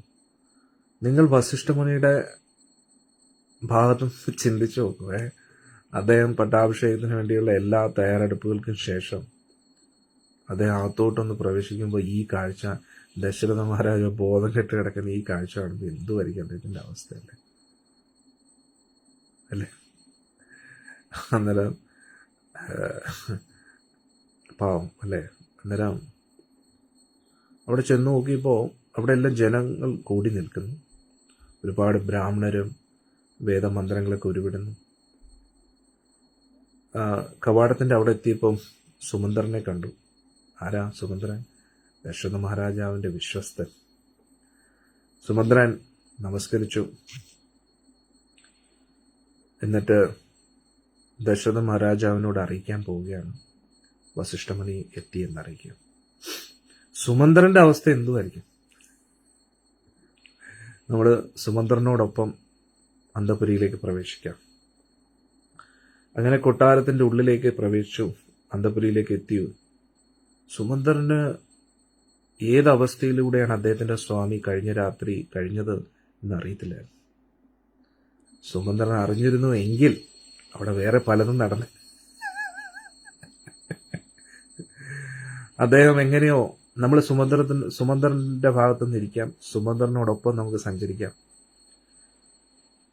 സുമന്ത്രൻ ഉള്ളിന്റെ മനസ്സിനെ ഇങ്ങനെ നിയന്ത്രിച്ചു. കാരണം സ്വാമിയെ കാണാൻ പോവുകയാണ്, രാജാവിനെ കാണാൻ പോവുകയാണ്. എല്ലാമായ എൻ്റെ രാജാവിനെ. അച്ഛനെക്കാട്ടിയും പ്രിയപ്പെട്ടതാണ് ദശരഥ മഹാരാജാവ് സുമന്ത്രന്. അപ്പോ സുമന്ത്രന്റെ അടുത്ത് അംഗരക്ഷകന്മാർ പറഞ്ഞു, ദശരഥ മഹാരാജാവ് കൈകേയിയുടെ മുറിയിലാണ് പോകുന്നത്. അങ്ങനെ ആ മുറി വാതിൽക്കൽ എത്തിയപ്പോൾ അദ്ദേഹം ഉറക്കെ സ്തുതിക്കാൻ തുടങ്ങി. ദശരഥ മഹാരാജാവേ, മഹാചക്രവർത്തി സാമ്രാട്ട് ദശരഥ മഹാരാജ് കി ജയ്. ഈ പ്രപഞ്ചത്തിന്റെ മുഴുവൻ ആധാരമായ സൂര്യദേവൻ ഉദിക്കുകയാണ്. ചക്രവർത്തി, എങ്ങനെയാണോ സൂര്യദേവൻ കിഴക്ക് ചക്രവാളത്തിൽ നിന്ന് ഉദിച്ചു വരുന്നത്, എങ്ങനെയാണോ മാധുലി അദ്ദേഹത്തിന്റെ സ്വാമിയായ ദേവേന്ദ്രന് വേണ്ടി എഴുന്നേറ്റ് എല്ലാ അസുരന്മാരെയും കീഴടക്കുന്നത്, അതേപോലെ ഞാൻ അങ്ങയുടെ വിശ്വസ്ത സേവകൻ അങ്ങയുടെ സേവനത്തിനായിട്ട് വന്നിരിക്കുകയാണ്. എന്തുവല്ലേ, നമ്മളെല്ലാം അങ്ങയുടെ തൃപ്പാദ ദർശനത്തിന് വേണ്ടി കാത്തിരിക്കുകയാണ്. ഞാൻ കൈകൂപ്പി വണങ്ങുന്നു. ശ്രേഷ്ഠനായ മഹർഷി വസിഷ്ഠ മുനി മറ്റു ഋഷിമാരോടൊത്ത് വന്നിരിക്കുകയാണ് രാമന്റെ പട്ടാഭിഷേകത്തിനുള്ള തയ്യാറെടുപ്പുകൾക്ക് വേണ്ടി. അങ്ങ് ആജ്ഞ നൽകിയാലും നമ്മൾ എല്ലാവിധ ആജ്ഞകളും പൂർത്തീകരിക്കാൻ വന്നിരിക്കുകയാണ്. സുമന്ത്രൻ വാതിൽക്കൽ വന്നു എന്ന് കേട്ടപ്പോൾ ദശരഥ മഹാരാജാവ് കൂടുതൽ ദുഃഖിതനായി. പാവം ദശരഥ മഹാരാജാവ് ഒന്ന് ആലോചിച്ചു നോക്കും. ലോകത്തെ മുഴുവൻ കീഴടക്കിയ ദശരഥ മഹാരാജാവ്, അദ്ദേഹം രഥത്തിൽ നിന്ന് യുദ്ധം ചെയ്യുമ്പോൾ 10 ദിശകളിൽ ഒരേപോലെ യുദ്ധം ചെയ്യാനുള്ള മഹാസാമ്രാട്ട്, ഒരാള് കാരണം പരാജയപ്പെട്ടിരിക്കുക. എന്തുവല്ലേ? ഹരേ കൃഷ്ണ. ജീവിതം എന്തുവാണല്ലേ? വലിയ വലിയ അസുരന്മാരുടെ മുമ്പിൽ പോലും തലകുനിക്കാത്ത ആ ദശരഥ മഹാരാജാവ് ഒരു സ്ത്രീയുടെ മുമ്പിൽ വീണ് കെഞ്ചുകയാണ്. എന്നിട്ടും ആ സ്ത്രീയുടെ ഹൃദയം അലിയുന്നതാണ്. എത്ര കഠോര ഹൃദയാണ് കൈകേയി. സ്വന്തം ഭർത്താവാണ് ദശരഥ മഹാരാജാവ്. ഇദ്ദേഹം അവർക്ക് വേണ്ടി എന്താണ് ഇനി ചെയ്യാൻ ബാക്കിയുള്ളത്? ഇത്രയൊക്കെ സ്നേഹിച്ചിട്ടും. ഹരേ കൃഷ്ണ. ജീവിതം വളരെ ഡേഞ്ചറസ് ആണ്. നമ്മൾ ആർക്ക് വേണ്ടി എന്തൊക്കെ ചെയ്യുന്നോ അവർക്ക് തിരിച്ച് ഒരു നന്ദി പോലും ചിലപ്പോൾ കാണത്തില്ല, ഒരു നല്ല വാക്ക് പോലും പറയത്തില്ല. അതുകൊണ്ട് തിരിച്ചൊന്നും കിട്ടുന്നില്ല എന്നതിൻ്റെ പേരിൽ നമ്മൾ അവരെ സ്നേഹിക്കാതിരിക്കരുത്. കർത്തവ്യം എന്നുള്ള രീതിയിൽ നമ്മൾ എല്ലാ കാര്യങ്ങളും ചെയ്യാം. കൈകേയി ഇതിനു മുമ്പേയും രാമന് പ്രിയപ്പെട്ട അമ്മയായിരുന്നു, ഇതിനു ശേഷവും രാമന് പ്രിയപ്പെട്ട അമ്മയാണ്. ഉള്ളിൽ വിഷമമുണ്ട്, രാമന് വിഷമമില്ലാതിരിക്കുക. നമ്മളെല്ലാവരെക്കാട്ടിയും കൂടുതൽ രാമന് വിഷമമുണ്ടാവും. കാരണം രാവണനെ കൊല്ലുന്നത് അതും ഇതൊക്കെ വേറെ, പക്ഷെ ലീലയിലേക്ക് പ്രവേശിച്ചു കഴിഞ്ഞാൽ ഭഗവാൻ പിന്നെ അയോധ്യയുടെ കുമാരനാണ്, അയോധ്യാധിപതിയുടെ മകനാണ്. അതുകൊണ്ട് ഭഗവാന് നല്ല വിഷമമുണ്ട്.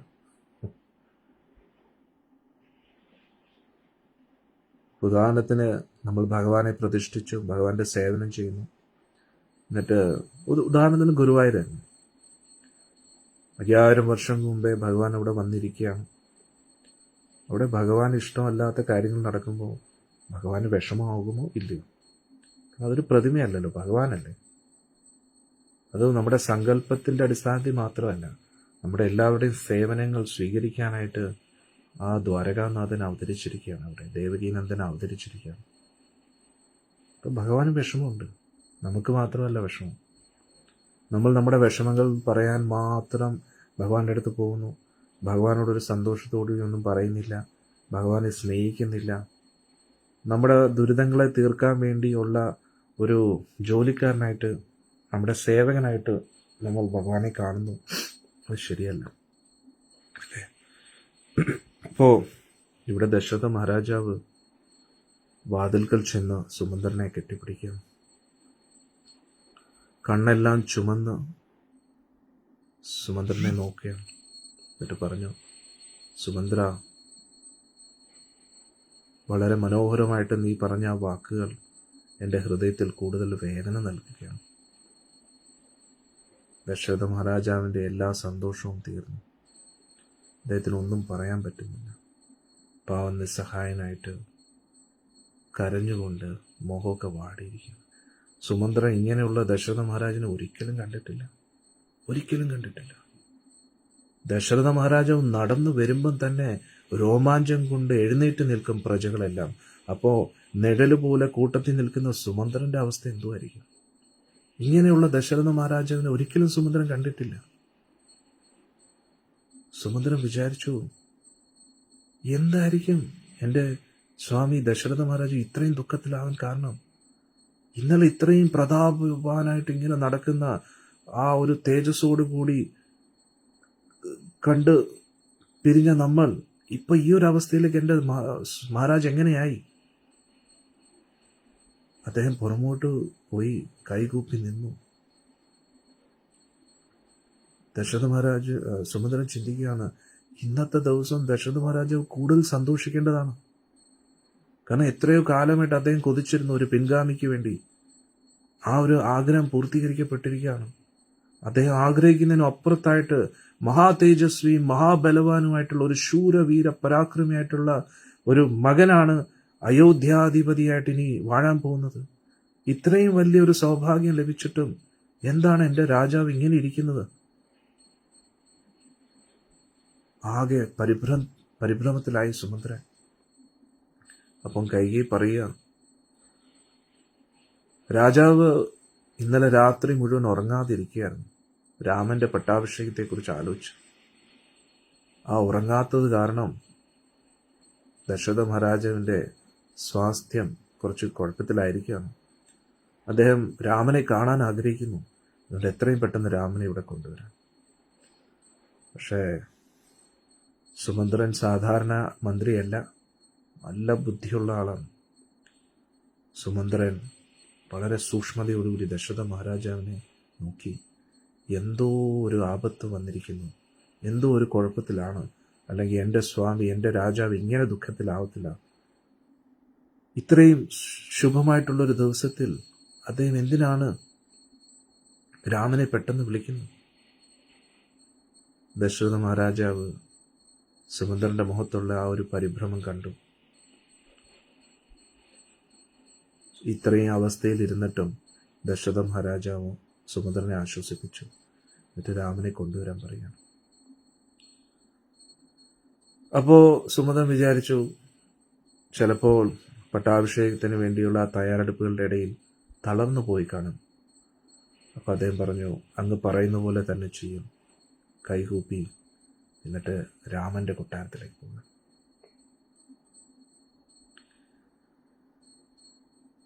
ആ സമയത്ത് പുരോഹിതന്മാരെല്ലാവരും പട്ടാഭിഷേകത്തിന് വേണ്ടിയുള്ള തയ്യാറെടുപ്പുകളുടെ ഇടയിലായിരുന്നു. അതിമനോഹരമായിട്ട് കൊത്തുപണി ചെയ്ത ഒരു തടി കൊണ്ട് നിർമ്മിച്ച ഒരു പീഠം ഉണ്ടായിരുന്നു. അവിടെ സ്വർണപാത്രത്തിൽ പല പല തീർത്ഥജലങ്ങൾ തയ്യാറാക്കി വെച്ചിട്ടുണ്ട് രാമന്റെ അഭിഷേകത്തിന് വേണ്ടി. ആ ഒരു പീഠത്തിന്റെ മുകളിലായിട്ട് ചന്ദ്രനെ പോലെ ഉദിച്ചു നിൽക്കുന്ന വെള്ളക്കുട. ഒരുപാട് വിദ്വാൻമാര് സംഗീത അതിന് അനുയോജ്യമായിട്ടുള്ള രാജാതിരാജ രാജമാർത്താണ്ഡ എന്നൊക്കെ പറയുന്ന ആ രീതിയിലുള്ള അങ്ങനെ ഒരു പട്ടാഭിഷേകത്തിന് ഒരു രാജകീയ പ്രൗഢി നൽകാനുള്ള രാഗങ്ങളും പാടിക്കൊണ്ടിരിക്കുന്നു. അതേ സമയത്ത് ബ്രാഹ്മണരെല്ലാം വേദമന്ത്രങ്ങൾ ഉരുവിട്ടുകൊണ്ടിരിക്കുന്നു. ശുഭത്തിന് വേണ്ടി, മംഗളം വരാനായിട്ട്. സൂര്യൻ ഉദിച്ച് വരുന്നു. എല്ലാവരും രാജാവിൻ്റെയും മകൻ്റെയും ഈ സമയത്ത് ഏറ്റവും അനുയോജ്യമാണ് നമ്മുടെ മംഗളം പാടാൻ. ഇതാണ് മംഗളം കൗശലേന്ദ്രായ മഹനീയ ഗുണാബ്ദയേ ചക്രവർത്തി തനൂജായ സർവഭൗമായ മംഗളം. എത്ര മനോഹരമാണല്ലേ. കാരണം അതേപോലെ ചക്രവർത്തി തനുജനെ, ചക്രവർത്തിയുടെ മകനെയും ചക്രവർത്തിയെയും കാണാനായിട്ട് എല്ലാവരും ആകാംക്ഷയോടെ കാത്തിരിക്കുകയാണ്. സുമന്ത്രൻ രാമന്റെ കൊട്ടാരത്തിലേക്ക് എത്തി. കൈലാസ പർവ്വതത്തെ പോലെ മനോഹരമായിരുന്നു ആ കൊട്ടാരം എന്ന് പറയുന്നു. പലതരത്തിലുള്ള ഏറ്റവും ശക്തവും സുന്ദരമായിട്ടുള്ള തടി കൊണ്ട് നിർമ്മിച്ച 50 അടി പൊക്കമുണ്ടായിരുന്നു ആ വാതിലിന്. 50 അടി എന്ന് പറയുമ്പോൾ ഇന്നത്തെ അടിയല്ല, അന്നത്തെ അടിയാണ്. നമ്മുടെ ഒരു അടി എന്ന് പറഞ്ഞാൽ നമ്മുടെ ഒരു കാല് വെക്കുന്നത്. ഇത് ത്രേതായുഗത്തിലെ ഒരാൾ കാല് വെക്കുമ്പോൾ എങ്ങനെയായിരിക്കും? അതേപോലെ അന്നേരം നമ്മളെ സംബന്ധിച്ചിടത്തോളം ഒരു 50 അടി ഉയരമുള്ള ഒരു വാതിൽ എത്രയുണ്ടോ അന്നേരം അന്നത്തെ കാലത്ത് അന്നത്തെ ആൾക്കാർക്കും അത്രയും പൊക്കം ഉണ്ടായിരുന്നു, അത്രയും പൊക്കമുള്ള വാതിലായിരുന്നു. മനസ്സിലായല്ലോ അല്ലേ? അതിലെല്ലാം പിന്നെ അത് കൂടാതെ അതിമനോഹരമായിട്ടുള്ള ബാൽക്കണി ഉണ്ടായിരുന്നു ആ കൊട്ടാരത്തിൽ. അതിൻ്റെ പ്രധാനപ്പെട്ട വാതിൽ ഭാഗത്തും കവാടത്തും ഒക്കെ സ്വർണത്തിൻ്റെ ഓരോ കൊത്തുപണികളുണ്ടായിരുന്നു. അമൂല്യമായിട്ടുള്ള രത്നങ്ങൾ പതിപ്പിച്ചു വെച്ചിരിക്കുന്നു. ഇവിടെ പറയുന്നു പുറത്തുള്ള ആ ഒരു കവാടം ഈ കോറൽ രത്നം. കോറൽ മലയാളത്തിൽ എന്താ പറയുന്നത് നിങ്ങൾക്കറിയോ? ഒരു മിനിറ്റ്.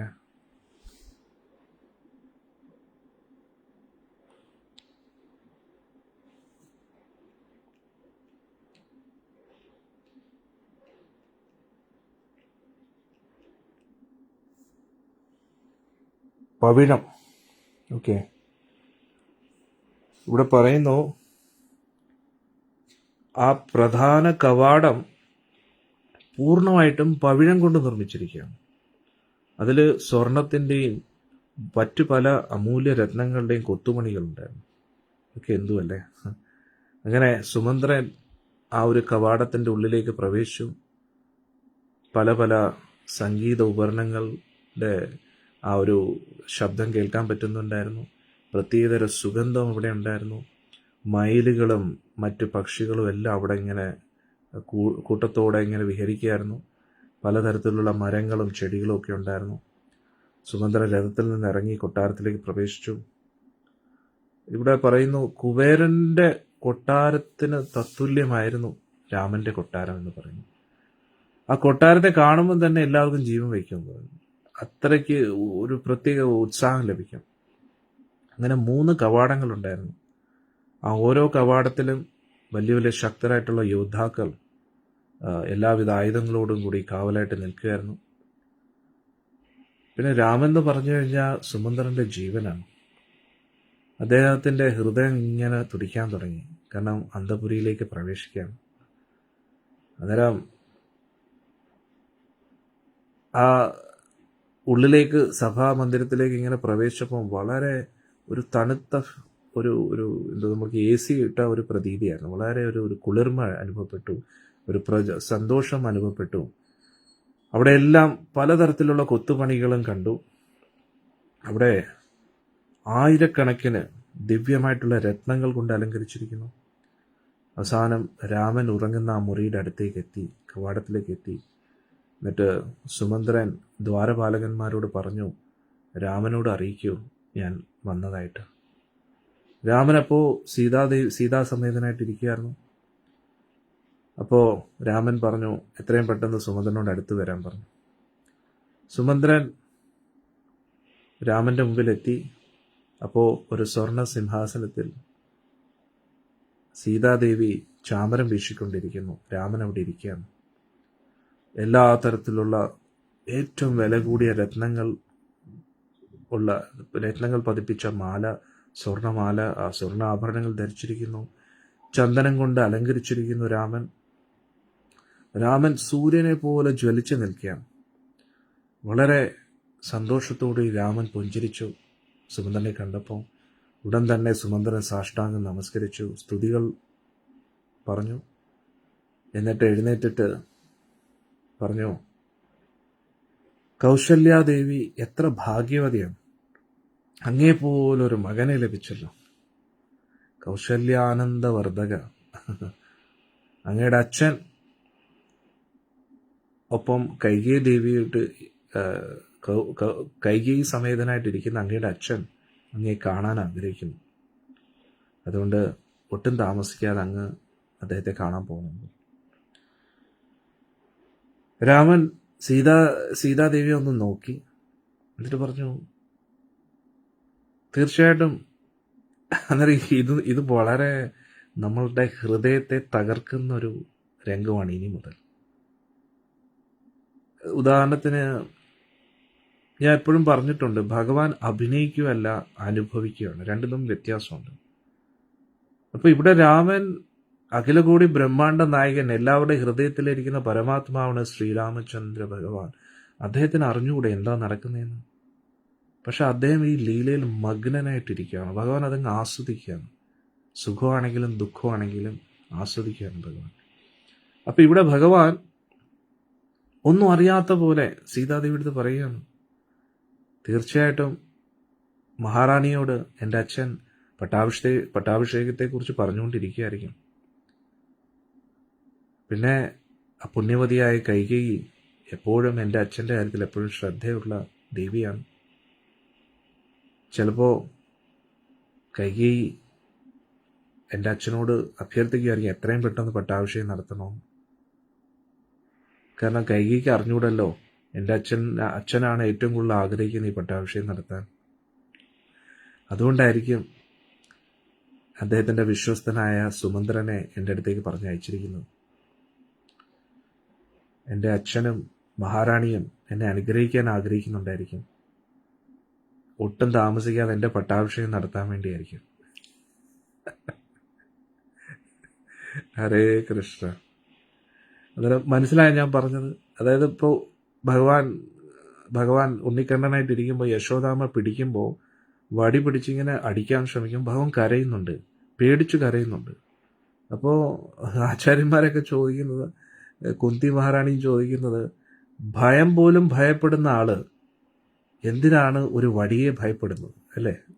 ഈ ലോകത്തിൽ എല്ലാവരെയും ഭയപ്പെടുന്നത് എന്തൊക്കെയാണോ ആ വസ്തുവകകളും ആ വ്യക്തികളും ഭഗവാനെ ഭയപ്പെട്ടിട്ടാണ് ജീവിക്കുന്നത്. എല്ലാവരും ഭയപ്പെടുന്ന ആ ഭഗവാൻ ഒരു വടിയെ ഭയപ്പെടേണ്ട ആവശ്യം എന്താണ്? അടിയെ ഭയപ്പെടേണ്ട ആവശ്യം എന്താണ്?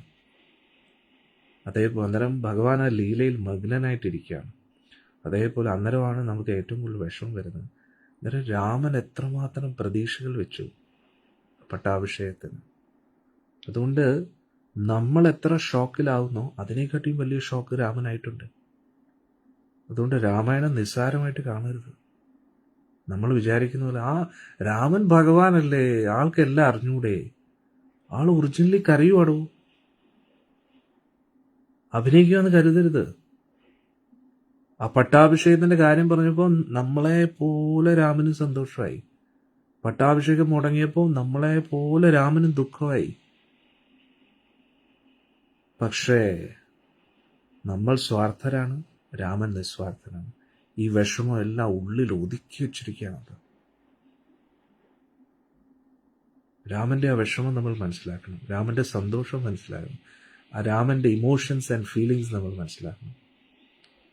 ഭഗവാൻ വലിയ ഇമോഷണലാണ്. നമ്മൾ ഭഗവാനെ നിർഗുണ നിരാകാര പരബ്രഹ്മം എന്ന് പറയുന്നതിൻ്റെ അർത്ഥം ആൾക്ക് ഇമോഷൻസ് ഇല്ല എന്നല്ല. നമ്മളെക്കാട്ടിയും വലിയ ഇമോഷൻസ് ഭഗവാനുണ്ട്. ഭഗവാൻ പാർത്ഥസാരഥിയായിട്ടിരിക്കുമ്പോൾ ഭഗവാൻ പറയുന്നില്ല എൻ്റെ അർജുനന് വേണ്ടി ഞാൻ എന്തും ചെയ്യുമെന്ന് പറഞ്ഞു. ഭക്തന് വേണ്ടി, പ്രഹ്ലാദന് വേണ്ടി ഭഗവാൻ വരുന്നില്ലേ? എന്തോ അല്ലേ? ഭഗവാൻ ഭയങ്കര ഇമോഷണലാണ്. ദേവി ഇത് മനസ്സിലാക്കൂ. ഭഗവാൻ ഇമോഷൻസ് ഇല്ലെന്ന് ഒരിക്കലും കരുതരുത്. He's highly emotional person. മനസ്സിലാവുന്നുണ്ടോ? പക്ഷെ നമ്മുടെ ഇമോഷൻസും ഭഗവാന്റെ ഇമോഷൻസും തമ്മിലുള്ള വ്യത്യാസം, നമ്മുടെ ഇമോഷൻസ് നമ്മുടെ സ്വാർത്ഥതയ്ക്ക് വേണ്ടിയാണ്. ഭഗവാന്റെ ഇമോഷൻസ് എല്ലാവർക്കും വേണ്ടിയാണ്, എല്ലാ ജീവജാലങ്ങൾക്കും വേണ്ടിയാണ്. നമ്മൾ ഒരാളുമായിട്ട് ഇമോഷണൽ ബോണ്ടിങ് ഉണ്ടെങ്കിൽ ആ വ്യക്തിയായിട്ട് ബന്ധപ്പെട്ട ഏറ്റവും ചെറിയ ചെറിയ ചെറിയ ചെറിയ കാര്യങ്ങൾ പോലും ശ്രദ്ധിക്കുന്നുണ്ട്. ഭഗവാൻ എല്ലാ ജീവജാലങ്ങളോടും ഇമോഷൻസ് ഉണ്ട്. അല്ലെങ്കിൽ പിന്നെ നമ്മൾ പ്രാർത്ഥിക്കുമ്പോൾ എന്തുകൊണ്ട് നമുക്ക് വിശ്വാസം വരുന്നു അദ്ദേഹം കേൾക്കുന്നു എന്ന്? അദ്ദേഹത്തിന് കേൾക്കേണ്ട ആവശ്യമുണ്ടോ? പ്രത്യേകിച്ച് ഉയർന്ന പദവികളിലേക്ക് പോകുമ്പോൾ സാധാരണക്കാരുടെ ഒരു കാര്യം പോലും കേൾക്കാൻ അവർക്ക് താല്പര്യം കാണത്തില്ല. എന്നിട്ട് ഈ അഖിലകോടി ബ്രഹ്മാണ്ഡ നായകനായ ഭഗവാൻ എങ്ങനെയാണ് എല്ലാ ജീവജാലങ്ങളുടെയും പ്രാർത്ഥന സ്വീകരിക്കുന്നത്? അദ്ദേഹത്തിന് ഇത്രയും വലിയൊരു മനസ്സെങ്ങനെ വരുന്നു? അതുകൊണ്ടാണ് കരുണാസാഗരം എന്ന് ഭഗവാനെ പറയുന്നത്. കാരുണ്യത്തിൻ്റെ സമുദ്രമാണ് നമ്മുടെ ഗുരുവായൂരപ്പൻ. എല്ലാവരുടെയും പ്രാർത്ഥനയ്ക്കും എല്ലാവരോടും സ്നേഹമുണ്ട്. നമ്മളെ ഈ ലോകത്ത് ഇതേപോലെ സ്നേഹിക്കുന്ന ഒരാളും പോലും കാണത്തില്ല. ഭഗവാൻ നമ്മളെ സ്നേഹിക്കുന്നു. നമ്മൾ എത്രയൊക്കെ വലിയ പാപകർമ്മങ്ങൾ ചെയ്താലും അദ്ദേഹത്തിന്റെ നാമജപം ഉപേക്ഷിച്ചിട്ട് 4 യമനിയമങ്ങൾ തെറ്റിച്ചാലും എത്ര അധപ്പതിച്ചു പോയാലും അദ്ദേഹത്തിന് നമ്മളോടുള്ള സ്നേഹം ഒട്ടും കുറയത്തില്ല, കൂടത്തേ ഉള്ളൂ. കാരണം എന്താ? അയ്യോ, ഇവർ ഇത്രയും അധപ്പതിച്ചല്ലോ, ഇനി ഈ കുട്ടി എങ്ങനെയാണ് ഇനി രക്ഷപ്പെടുന്നത്? ഈ കുട്ടി എൻ്റെ അടുത്ത് ഇനി എങ്ങനെ വരും? അതാണ് നമ്മൾ മനസ്സിലാക്കുക. ഭഗവാന്റെ ഫീലിങ്സ് ദൈവം നമ്മൾ മനസ്സിലാക്കണം. നമ്മുടെ നെഞ്ച് കല്ലാക്കരുത്. അദ്ദേഹത്തിന്റെ ഹൃദയം എന്ന് പറഞ്ഞാൽ ഗുരുവായൂരപ്പൻ എന്ന് പറഞ്ഞാൽ ഒന്നും പറയണ്ട. പിന്നെ രാധാറാണി എന്ന് പറഞ്ഞാൽ പിന്നെ പറയാതിരിക്കുന്ന നല്ലത്. ഈ ലോകത്തില് ഒരു ജന്മം നൽകിയതിന്റെ പേരിൽ ഒരു അമ്മയ്ക്ക് കുട്ടിയോട് ഇത്രയും സ്നേഹമാണെങ്കിൽ രാധാറാണിക്ക് നിങ്ങളോടുള്ള സ്നേഹത്തെ നിങ്ങൾക്ക് ഒരിക്കലും മനസ്സിലാക്കാൻ കഴിയില്ല. ഒരിക്കലും ഒരു കാലത്തും നമുക്ക് മനസ്സിലാക്കാൻ കഴിയില്ല. ഗുരുവായൂരപ്പനെ മനസ്സിലാക്കാൻ കഴിയില്ല, പിന്നെയല്ലേ രാധാറാണി.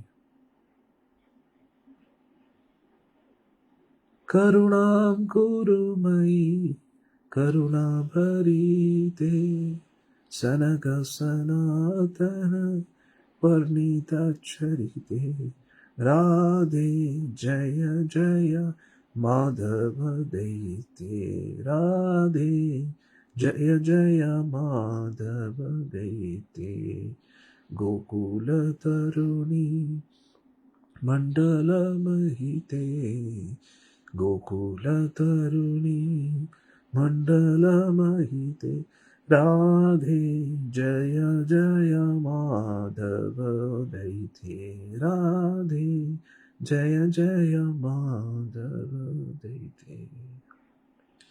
ഇവിടെ രാമന് നല്ല വിഷമമുണ്ട്, മനസ്സിലാക്കുക. അപ്പോൾ രാമൻ ഇതൊന്നും അറിയാതെ പാവം രാമൻ സീതാദേവിയുടെ അടുത്ത് പറയുകയാണ്. അച്ഛന് വലിയ തിടുക്കമായെന്ന് തോന്നുന്നു. കാരണം കൗശല്യ കൈകേയി ദേവി നിർബന്ധിക്കുന്നുണ്ടായിരിക്കും. കാരണം എൻ്റെ പട്ടാഭിഷേകം എത്രയും നടത്തണമെന്ന്. ഈ അച്ഛൻ്റെ കാര്യം ഒന്നും പറയണ്ട, ഈ അമ്മയുടെ കാര്യം ഒന്നും പറയണ്ട. പാവം അങ്ങനെയാണ് രാമൻ വരുന്നത്. ഹരേ കൃഷ്ണ. അന്നേരം ഇനി നമുക്ക് രാമന്റെ ഭാഗത്തുനിന്ന് ചിന്തിക്കാം. നമ്മളിങ്ങനെ രാമന്റെ പോലെ ചിന്തിക്കാം. പട്ടാഭിഷേകത്തിന് വേണ്ടി എല്ലാ തയ്യാറെടുപ്പുകളും ആയിരിക്കുകയാണ്. അച്ഛന് വലിയ തിടുക്കമായി, എൻ്റെ അമ്മ കൈകേയിക്കും വലിയ തിടുക്കമായി, അതായിരിക്കും എന്നെ ഇങ്ങനെ വിളിക്കുന്നത്. രാമൻ എഴുന്നേറ്റു. അപ്പോൾ സീതാദേവി രാമന് വേണ്ടിയുള്ള എല്ലാ ശുഭം മംഗളമാകാനുള്ള പ്രാർത്ഥനകൾ ആരംഭിച്ചു. എന്നിട്ട് കവാടം വരെ സീതാദേവി കൂട്ടത്തിൽ വന്നു. എന്നിട്ട് സീതാദേവി പറയാണ്, അങ്ങേ യുവരാജാവായിക്കതിന് ശേഷം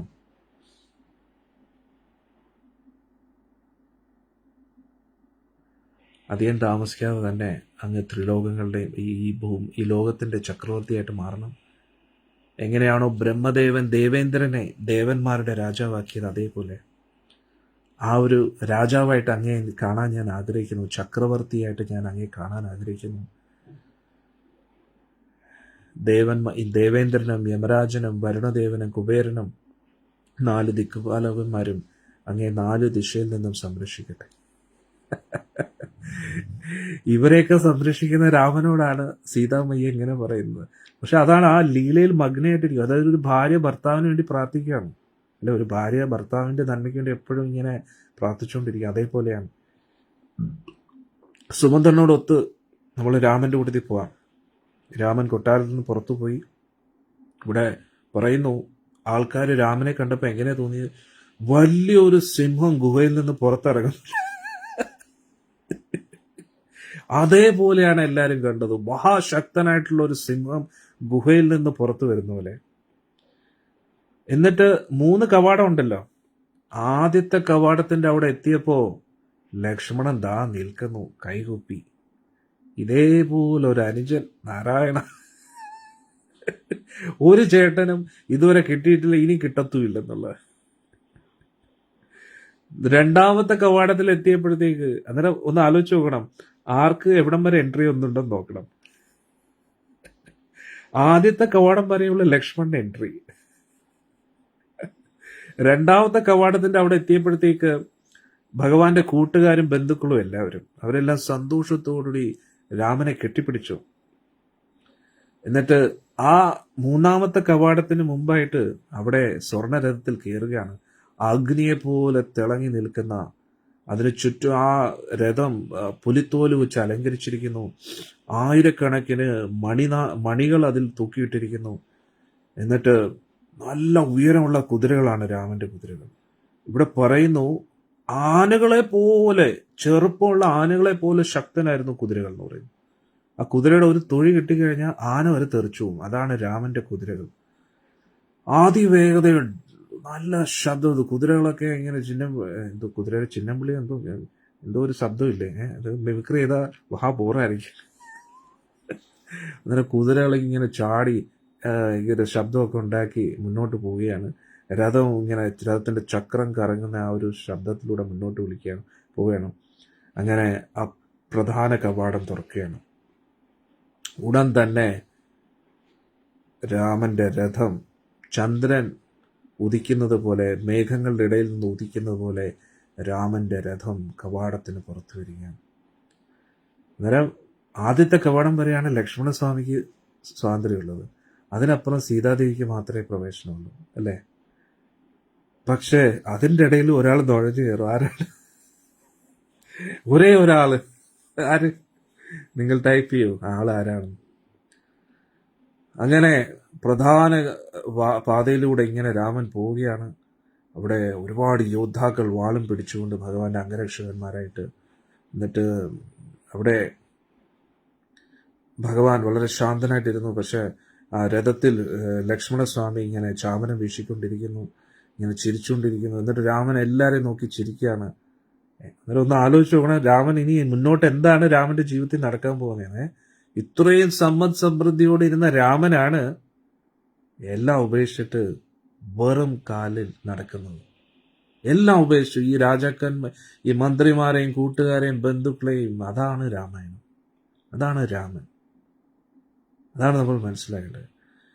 അന്നേരം ഈ രഥത്തിനോടൊപ്പം വലിയ വലിയ ആനകൾ, വലിയ പർവ്വതങ്ങളെ പോലെ വലിപ്പമുള്ള ആനകൾ, ആയിരക്കണക്കിന് കുതിരപ്പടയാളികൾ, ഒരുപാട് സംഗീത വിദ്വാൻമാര് രാം ജയ് ശ്രീറാം ജയ് ശ്രീറാം ജയ് ശ്രീറാം എന്നൊക്കെ പറഞ്ഞിട്ട് ദേവലോകം വരെ കേൾക്കാൻ പറ്റുമായിരുന്നു. അത്രയ്ക്ക് ഉത്സവം. കാരണം സാധാരണ രാജാവിന്റെ ഭടന്മാര് തന്നെ വലിയ ഉത്സാഹത്തോടു കൂടിയായിരിക്കും പറയുന്നത്. പക്ഷെ രാമന്റെ ഭടന്മാർ എന്ന് പറയുമ്പോൾ അവിടെ ഒരു പ്രത്യേക ഉന്മേഷമായിരിക്കും. ഈ ശബ്ദവും യോദ്ധാക്കളുടെ ശബ്ദവും എല്ലാം കൂടെ ഒരു കൂട്ടം സിംഹങ്ങൾ അലറുന്ന പോലെ, ഗർജിക്കുന്ന പോലെ തോന്നി. അപ്പോഴേക്കും രാമനെ ഒരു നോക്ക് കാണാനായിട്ട് അവരവരുടെ ഭവനത്തിന്റെ മണിമന്ദിരങ്ങളുടെ മേൽക്കൂരയിൽ ഏറ്റവും മേൽക്കൂരയിൽ പോയിട്ടും അവിടെ വന്നിട്ട് എല്ലാവരും ഇങ്ങനെ നോക്കുകയാണ് രാമനെ ഒന്ന് നോക്കാനായിട്ട്. എന്നിട്ട് സ്ത്രീകളുടെ പ്രിയ നായകനാണല്ലോ രാമൻ. ഈ നോട്ടമിട്ട രാമനെയാണ് അടുത്ത ജന്മത്തിൽ എല്ലാവരും കൂടെ പിടിക്കുന്നത് ഗോപികമാരായിട്ട്, അല്ലെ? അയോധ്യയിലുള്ള സ്ത്രീകളും മിഥിലയിലുള്ള സ്ത്രീകളും വാനരന്മാരും ഋഷിമാരും എല്ലാവരും രാമനെ ടാർഗറ്റ് ഇട്ടിരിക്കുകയായിരുന്നു. ശൂർപ്പണക അടക്കം. എങ്ങനെയൊക്കെയോ ത്രേതായുഗത്തിൽ രാമൻ രക്ഷപ്പെട്ടു. പക്ഷെ എല്ലാരും കൂടെ ചേർന്ന് പാവത്തിനെ ദ്വാപരയുഗത്തിൽ പിടിച്ച്. അന്നേരം എല്ലാ സ്ത്രീകളും നോക്കി ഇങ്ങനെ ആളുടെ ആ ദർശനം ഇങ്ങനെ ആസ്വദിച്ചുകൊണ്ടിരിക്കുകയാണ്. അവർക്ക് തൃപ്തി വരുന്നില്ല കണ്ടിട്ട്. എന്നിട്ട് അറ്റ്ലീസ്റ്റ് ഈ കയ്യിൽ അവരിങ്ങനെ പുഷ്പങ്ങളെങ്കിലും എറിയാം, പുഷ്പത്തിലൂടെ എങ്കിലും ആളിനെ ഒന്ന് തൊടാമല്ലോ എന്ന് പറഞ്ഞ് പുഷ്പങ്ങൾ എറിയാൻ തുടങ്ങി. എന്നിട്ട് എല്ലാവർക്കും സീതാദേവിയുടെ ആണ് അസൂയ.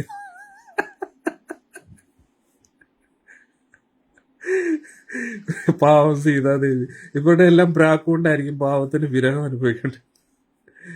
തമാശ പറഞ്ഞ ഇവരെല്ലാരും പറഞ്ഞു, സീതാദേവി എത്ര ഭാഗ്യവതിയാണ്, ഇങ്ങനെ ഒരു ഭർത്താവിനെ ലഭിച്ചില്ലേ, പൂർവ്വജന്മത്തിൽ എന്ത് പുണ്യം ചെയ്തിട്ടായിരിക്കും ഇങ്ങനെ ഒരു ഭർത്താവിനെ കിട്ടിയത്. എന്നിട്ട് അങ്ങനെ രാമൻ ഇങ്ങനെ പോകുന്ന കണ്ടിട്ട് എല്ലാവരും പറഞ്ഞു, എല്ലാ ജയവും നിനക്ക് വരട്ടെ രാമ, നീ ജയിക്കട്ടെ, ജയ ശ്രീരാം എന്ന് ഉറക്കെ കരഞ്ഞുകൊണ്ടാണ്. അത്രയ്ക്ക് ഫീലിങ്സ് ആണ് രാമനോട്. എല്ലാവരും പറയുന്നു, ഇതാണ് രാമൻ പോകുന്നു, ഇന്നത്തോടുകൂടി ഇവൻ ചക്രവർത്തിയാകാൻ പോവുകയാണ്. നമ്മളെല്ലാവരും ഭാഗ്യശാലികളാണ് ഇങ്ങനെ ഒരു രാജാവിൻ്റെ കീഴിൽ പ്രജകളായിട്ട് ഇരിക്കാൻ പറ്റുന്നത് എന്നൊക്കെ പറഞ്ഞിട്ട് ഇങ്ങനെ എല്ലാവരും രാമ രാമ രാമ എന്നൊരു ആ രാമമന്ത്രം അവിടെ എല്ലാം മുഴങ്ങി എന്നുള്ളതാണ്. എല്ലാവരും ഒന്ന് ആലോചിച്ച് നോക്കൂ, കോടി ആൾക്കാർ രാം രാം രാം രാം എന്നിങ്ങനെ പറയുമ്പോൾ എന്തുമായിരിക്കും അല്ലേ? അന്നേരം എല്ലാവരും വളരെ സന്തോഷത്തോടെയായിരുന്നു. എല്ലാ ശുഭചിഹ്നങ്ങളായിട്ട് എല്ലാവരും വീടൊക്കെ അലങ്കരിച്ചിരിക്കുന്നു. അന്നേരം ഇവരെല്ലാവരും വിചാരിച്ചെന്തുവാണ്, പട്ടാഭിഷേകത്തിന് വേണ്ടി പോവുകയാണെന്നാണ്. നെയ്വിളക്ക് അവിടെ ഇരുന്നു കൊണ്ട് രാമന് നെയ്വിളക്ക് ഒഴുകുകയാണ്, എല്ലാവരും തിരിയൊക്കെ ഒഴുകുകയാണ്, എല്ലാ ശുഭചിഹ്നങ്ങളും കാണുക. എന്നിട്ട് അവർ പറയാണ്, രാമ അങ്ങേ ഒരു നോക്ക് കാണാൻ വേണ്ടി നമ്മൾ നമ്മുടെ വീടും കുടുംബവും എല്ലാം ഉപേക്ഷിക്കാൻ തയ്യാറാണ്, അങ്ങേ ഈ കൊട്ടാരത്തിൽ നിന്ന് പുറത്തു വരുന്നതൊന്ന് കാണാനായിട്ട്. എന്നിട്ട് പറയും, നമുക്ക് മോക്ഷം പോലും വേണ്ട, അങ്ങ് ഈ കൊട്ടാരത്തിൽ നിന്ന് ഈ ഇറങ്ങുന്നത് എപ്പോഴും ഇങ്ങനെ കണ്ടുകൊണ്ടിരിക്കാൻ മാത്രമേ നമ്മൾ ആഗ്രഹിക്കുന്നുള്ളൂ. ആർക്കും രാമന്റെ ഇവിടെ പറയുന്നു, ആർക്കും രാമന്റെ ദേഹത്ത് നിന്നും കണ്ണ് അകറ്റാൻ പറ്റുന്നില്ലായിരുന്നു. അങ്ങനെ രാമൻ ഇങ്ങനെ അയോധ്യയിലേക്ക് പോവുകയാണ്. എല്ലാവരും എന്നിട്ട് അടുത്തൊരു പ്രത്യേകത, എല്ലാവർക്കും തോന്നി അവരെല്ലാവരെയും ഓരോ ആൾക്കാരെയും രാമൻ നോക്കുന്നതായിട്ട് തോന്നി എന്നുള്ള. അതായത് പുറവിൽ നിന്ന് ഒരാൾ, അതായത് ഭഗവാൻ മുന്നോട്ട് പോയി രഥം, പുറവിൽ നിന്ന് ഒരാൾ നോക്കുമ്പോഴേ രാമൻ തിരിഞ്ഞു നോക്കുന്നതായിട്ട് തോന്നി. അപ്പോൾ ഇത്രയും പേരുണ്ടായിട്ട് എന്നെ തന്നെ നോക്കുന്നു രാമൻ, എന്നെ മാത്രം തിരിഞ്ഞു നോക്കുന്നു. അത്രയ്ക്ക് സ്പെഷ്യലാണ് രാമൻ. അത് തോന്നുകയല്ല, രാമൻ നോക്കുകയാണ്. ആള് സഹസ്രാക്ഷനല്ലേ, ആയിരക്കണക്കിന് കണ്ണുകൾ രാമനുണ്ട് ഒരേ സമയത്ത്. അതുകൊണ്ട് ആ ഓരോ കണ്ണ് വെച്ചും ആള് ഓരോ ആൾക്കാരെ നോക്കിക്കൊണ്ടിരിക്കുകയാണ്. എൻ്റെ അർത്ഥം കോങ്കണ്ണാണെന്നല്ല, ഒരേ സമയത്ത് ഭഗവാന് അദ്ദേഹത്തിൻ്റെ മധുരമായ താമരക്കണ്ണുകൊണ്ട് എല്ലാവരെയും നോക്കാൻ പറ്റുന്നു. അങ്ങനെ രാമൻ എന്തായി, ദശരഥ മഹാരാജന്റെ കൊട്ടാരത്തിലേക്ക് എത്തി. ഭഗവാൻ ആ 3 കവാടങ്ങളും കഴിഞ്ഞ് രഥം കൊണ്ട് ഉള്ളിലേക്ക് കയറി, രഥത്തിൽ നിന്ന് ഇറങ്ങി, എന്നിട്ട് അടുത്ത 2 കവാടവും നടന്ന് പൂർത്തീകരിക്കുകയാണ്, കയറുകയാണ്. എന്നിട്ട് ബാക്കി എല്ലാവരോടും, അദ്ദേഹത്തിൻ്റെ കൂട്ടത്തിൽ രാമൻ്റെ കൂട്ടത്തിൽ വന്ന് എല്ലാവരോടും പോകാൻ പറയുകയാണ്, ഇവിടെ നിൽക്കാൻ പറയുകയാണ്. പക്ഷെ രാമനിൽ നിന്ന് പിരിയാൻ അവർക്ക് ബുദ്ധിമുട്ടാണ്. ഒന്ന് ആലോചിച്ചു, നമ്മൾ വിചാരിക്കും ഇത് വലിയ തള്ളാണെന്ന്, പക്ഷേ നമ്മളാരും രാമനെ കണ്ടിട്ടില്ലല്ലോ. രാമനെ കണ്ടു കഴിഞ്ഞാൽ നമുക്ക് രാമനിൽ നിന്ന് ഒരു നിമിഷം പോലും പിരിഞ്ഞിരിക്കാൻ കഴിയില്ല. ഇപ്പം രാമനെക്കുറിച്ച് കേൾക്കുമ്പോൾ ഇത്രയും നമുക്ക് സന്തോഷമാണെങ്കിൽ ഇതിലെന്തായിരിക്കും? അന്നേരം ഇവിടെ പറയുന്നു, ആദ്യത്തെ കവാടത്തിൻ്റെ അകത്ത് രഥം നിർത്തി, എന്നിട്ട് ഭഗവാൻ ഇറങ്ങി നടക്കുകയാണ്, ഇവരെല്ലാം കൂട്ടത്തോട് വരികയാണ്. 2ാമത്തെ കവാടം എത്തിയപ്പം ഭഗവാനെ നിങ്ങളിവിടെ നിൽക്കുമെന്ന് പറഞ്ഞു. അപ്പോൾ അവർക്ക് വിഷമമായി. വിഷമം എന്താ? രാമനെ വിടാൻ താല്പര്യമില്ല. ഇപ്പം പോയിട്ട് ആള് തിരിച്ചു വരും, പക്ഷെ പറ്റത്തില്ല, സോറി. അന്നേരം ഭഗവാൻ ഇവിടെ ഇന്നോണം, വെറുതെ വന്ന അത് ശല്യം ചെയ്യരുത്, അങ്ങനെയല്ല, വളരെ മധുരമായിട്ട് ആരെയും വിഷമിപ്പിക്കാതെ വളരെ സന്തോഷമായിട്ട് നിങ്ങളിവിടെ നിൽക്കുക കേട്ടോ, ഞാൻ എപ്പം പോയിട്ട് വരാം. പക്ഷെ അവർക്ക് സഹിക്കാൻ പറ്റുന്നില്ല. അങ്ങനെ ഒറ്റയ്ക്ക് രാമൻ അന്തപുരിയിലേക്ക് എത്തുകയാണ്, കൈകയുടെ മുറിയിലേക്ക് എത്തി.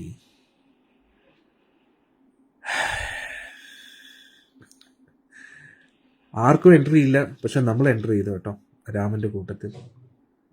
അന്നേരം സീതാ ദേവിയോടൊത്ത് അന്തപുരിയിലിരിക്കുന്ന രാമൻ ഏതവസ്ഥയിലായിരുന്നു, ഈ പ്രജകളുടെയൊക്കെ സ്നേഹം കണ്ട രാമൻ ഏതവസ്ഥയിലായിരുന്നു എന്ന് നമ്മൾ കണ്ടു. ഇനി ദശരഥ മഹാരാജാവിനെ കാണുമ്പോൾ ഒന്ന് ആലോചിച്ച് നോക്കൂ, രാമൻ്റെ നോട്ടത്തിൽ നിന്ന് നോക്കൂ. എൻ്റെ പ്രിയപ്പെട്ട പ്രാണന് തുല്യമായിട്ടുള്ള എൻ്റെ അച്ഛൻ ഏതവസ്ഥയിൽ ഇരിക്കുന്നു എന്ന് കാണുമ്പോൾ രാമൻ്റെ ഉള്ളിൽ നടക്കുന്ന ആ സ്ഫോടനം എന്തായിരിക്കും? ചിന്തിക്കണം, ചിന്തിച്ചേ പറ്റൂ. നമ്മളെപ്പോഴും നമ്മുടെ ഫീലിങ്സാണ്, അയ്യോ ഇവരെന്നോട് ഇങ്ങനെ പറഞ്ഞു, അവരെന്നോട് ഇങ്ങനെ പറഞ്ഞു, ഭഗവാൻ എന്നോട് ഇങ്ങനെ കാണിച്ചില്ലേ. ഭഗവാന്റെ ഫീലിങ്സ് ഒന്ന് ഫീൽ ചെയ്ത് നോക്കൂ. നമ്മൾ സ്തംഭിച്ചു. രാമന്റെ ഉള്ളിൽ നടക്കുന്ന കാര്യങ്ങൾ മനസ്സിലാക്കൂ. ആ അന്തപുരിയിലേക്ക് എത്തുമ്പോൾ രാമൻ കാണുന്ന കാഴ്ച എന്താണ്? അതാണ് നമ്മൾ ഇന്ന് വൈകുന്നേരത്തെ 7 മണിക്ക് കാണാൻ പോകും. ഇത്രയും പ്രതീക്ഷയോടുകൂടി രാമൻ ആ കൊട്ടാരത്തിലേക്ക് പ്രവേശിക്കുകയാണ്. പക്ഷെ അവിടെ കാണുന്ന അച്ഛനെ കാണുമ്പോൾ ഭഗവാന്റെ ഹൃദയം തകരും. ഒരു സ്ഫോടനം ഹൃദയത്തിലുണ്ടാവും. അതെന്താണെന്ന് നമുക്ക് നോക്കാം വൈകുന്നേരത്തെ 7 മണിക്ക്. ഇനി നമുക്ക് മംഗളം പാടി രാമായണം അവസാനിപ്പിക്കാം.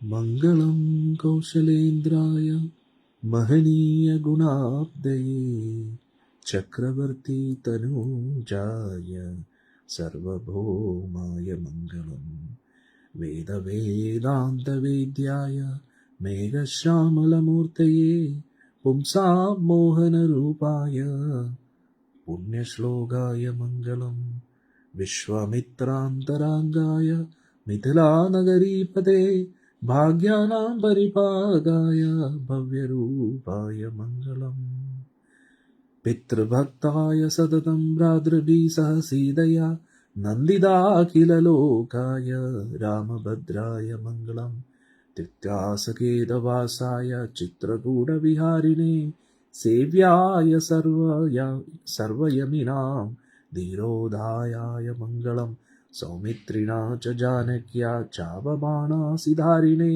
സംസേവ്യായ സദാ ഭക്ത്യാ സ്വാമിനേ മമ മംഗളം ദണ്ഡകാരണ്യവാസായ ഖരദൂഷണശത്രവേ ഗദരാജായ ഭക്തായ മുക്തിദായാസ്തു മംഗളം സാദരം ശബരീദത്തഫലമൂലാഭിലാഷിണേ സൗലഭ്യപരിപൂർണായ സത്തവോത്രിക്തായ മംഗളം ഹനുമത്സമവേതായ ഹരിഷാഭീഷ്ടദായിനേ ബാലിപ്രമദനായാസ്തു മഹാധീരായ മംഗളം ശ്രീമതേ രഘുവീരായ സേതുലംഘിത സിന്ധവേ ജിതരാക്ഷസരാജായ രണധീരായ മംഗളം വിഭീഷണകൃതേ പ്രീത്യാ ലങ്കാഭീഷ്ടപ്രദായിനേ സർവലോകശരണ്യായ ശ്രീരാഘവായ മംഗളം അസാധ്യനഗരീം ദിവ്യാമഭീഷിക്തായ സീതയാ രാജാധിരാജായ രാമഭദ്രായ മംഗളം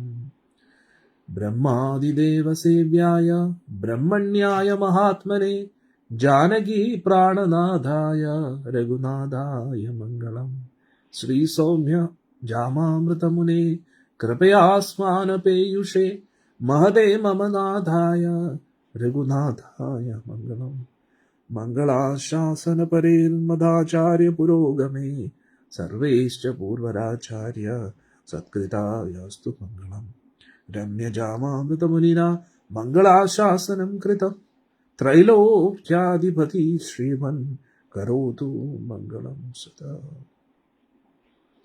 എത്ര മനോഹരം അല്ലേ? രാമമംഗളാസനം, മംഗളാശാസനം. അന്നേരം ഇത് പരമ്പരയിലുള്ള ആചാര്യന്മാർ രചിച്ചാണ് ശ്രീരാമ മംഗളാശാസനം. അത് ഞാൻ ഗ്രൂപ്പിൽ ഷെയർ ചെയ്യും കേട്ടോ. ഇനിയൊരു കീർത്തനം പാടി നമുക്ക് ഇന്നത്തെ സത്സംഗം നിർത്താം.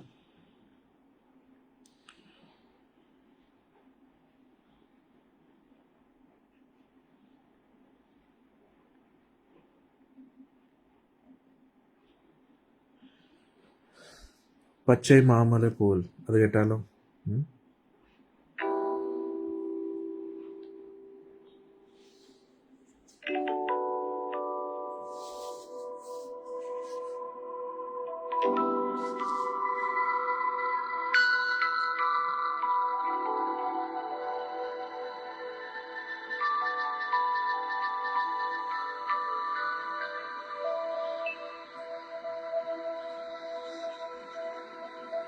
பச்சை மாமலை മേനി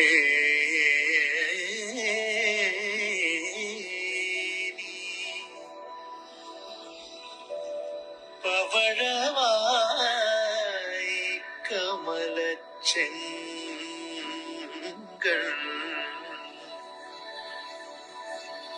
പച്ചை മാമலை പോൽ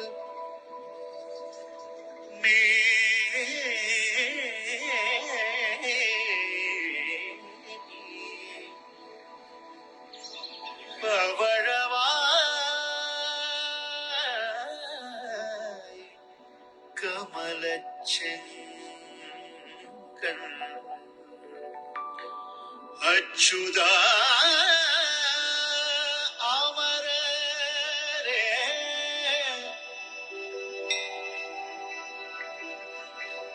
ஆயிரம் கொழுந்தேனோ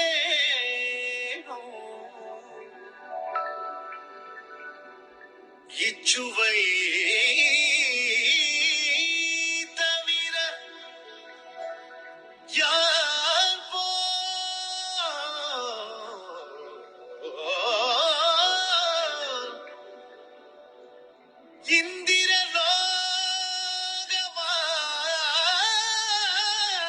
இந்திரலோகமாளும் அச்சுவை பெரினும் வேண்டே அரங்கமா நகருளானே அரங்கமா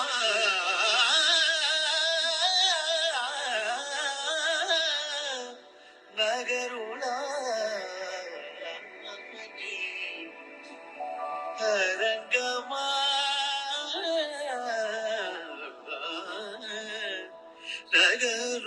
நகருளானே ரங்க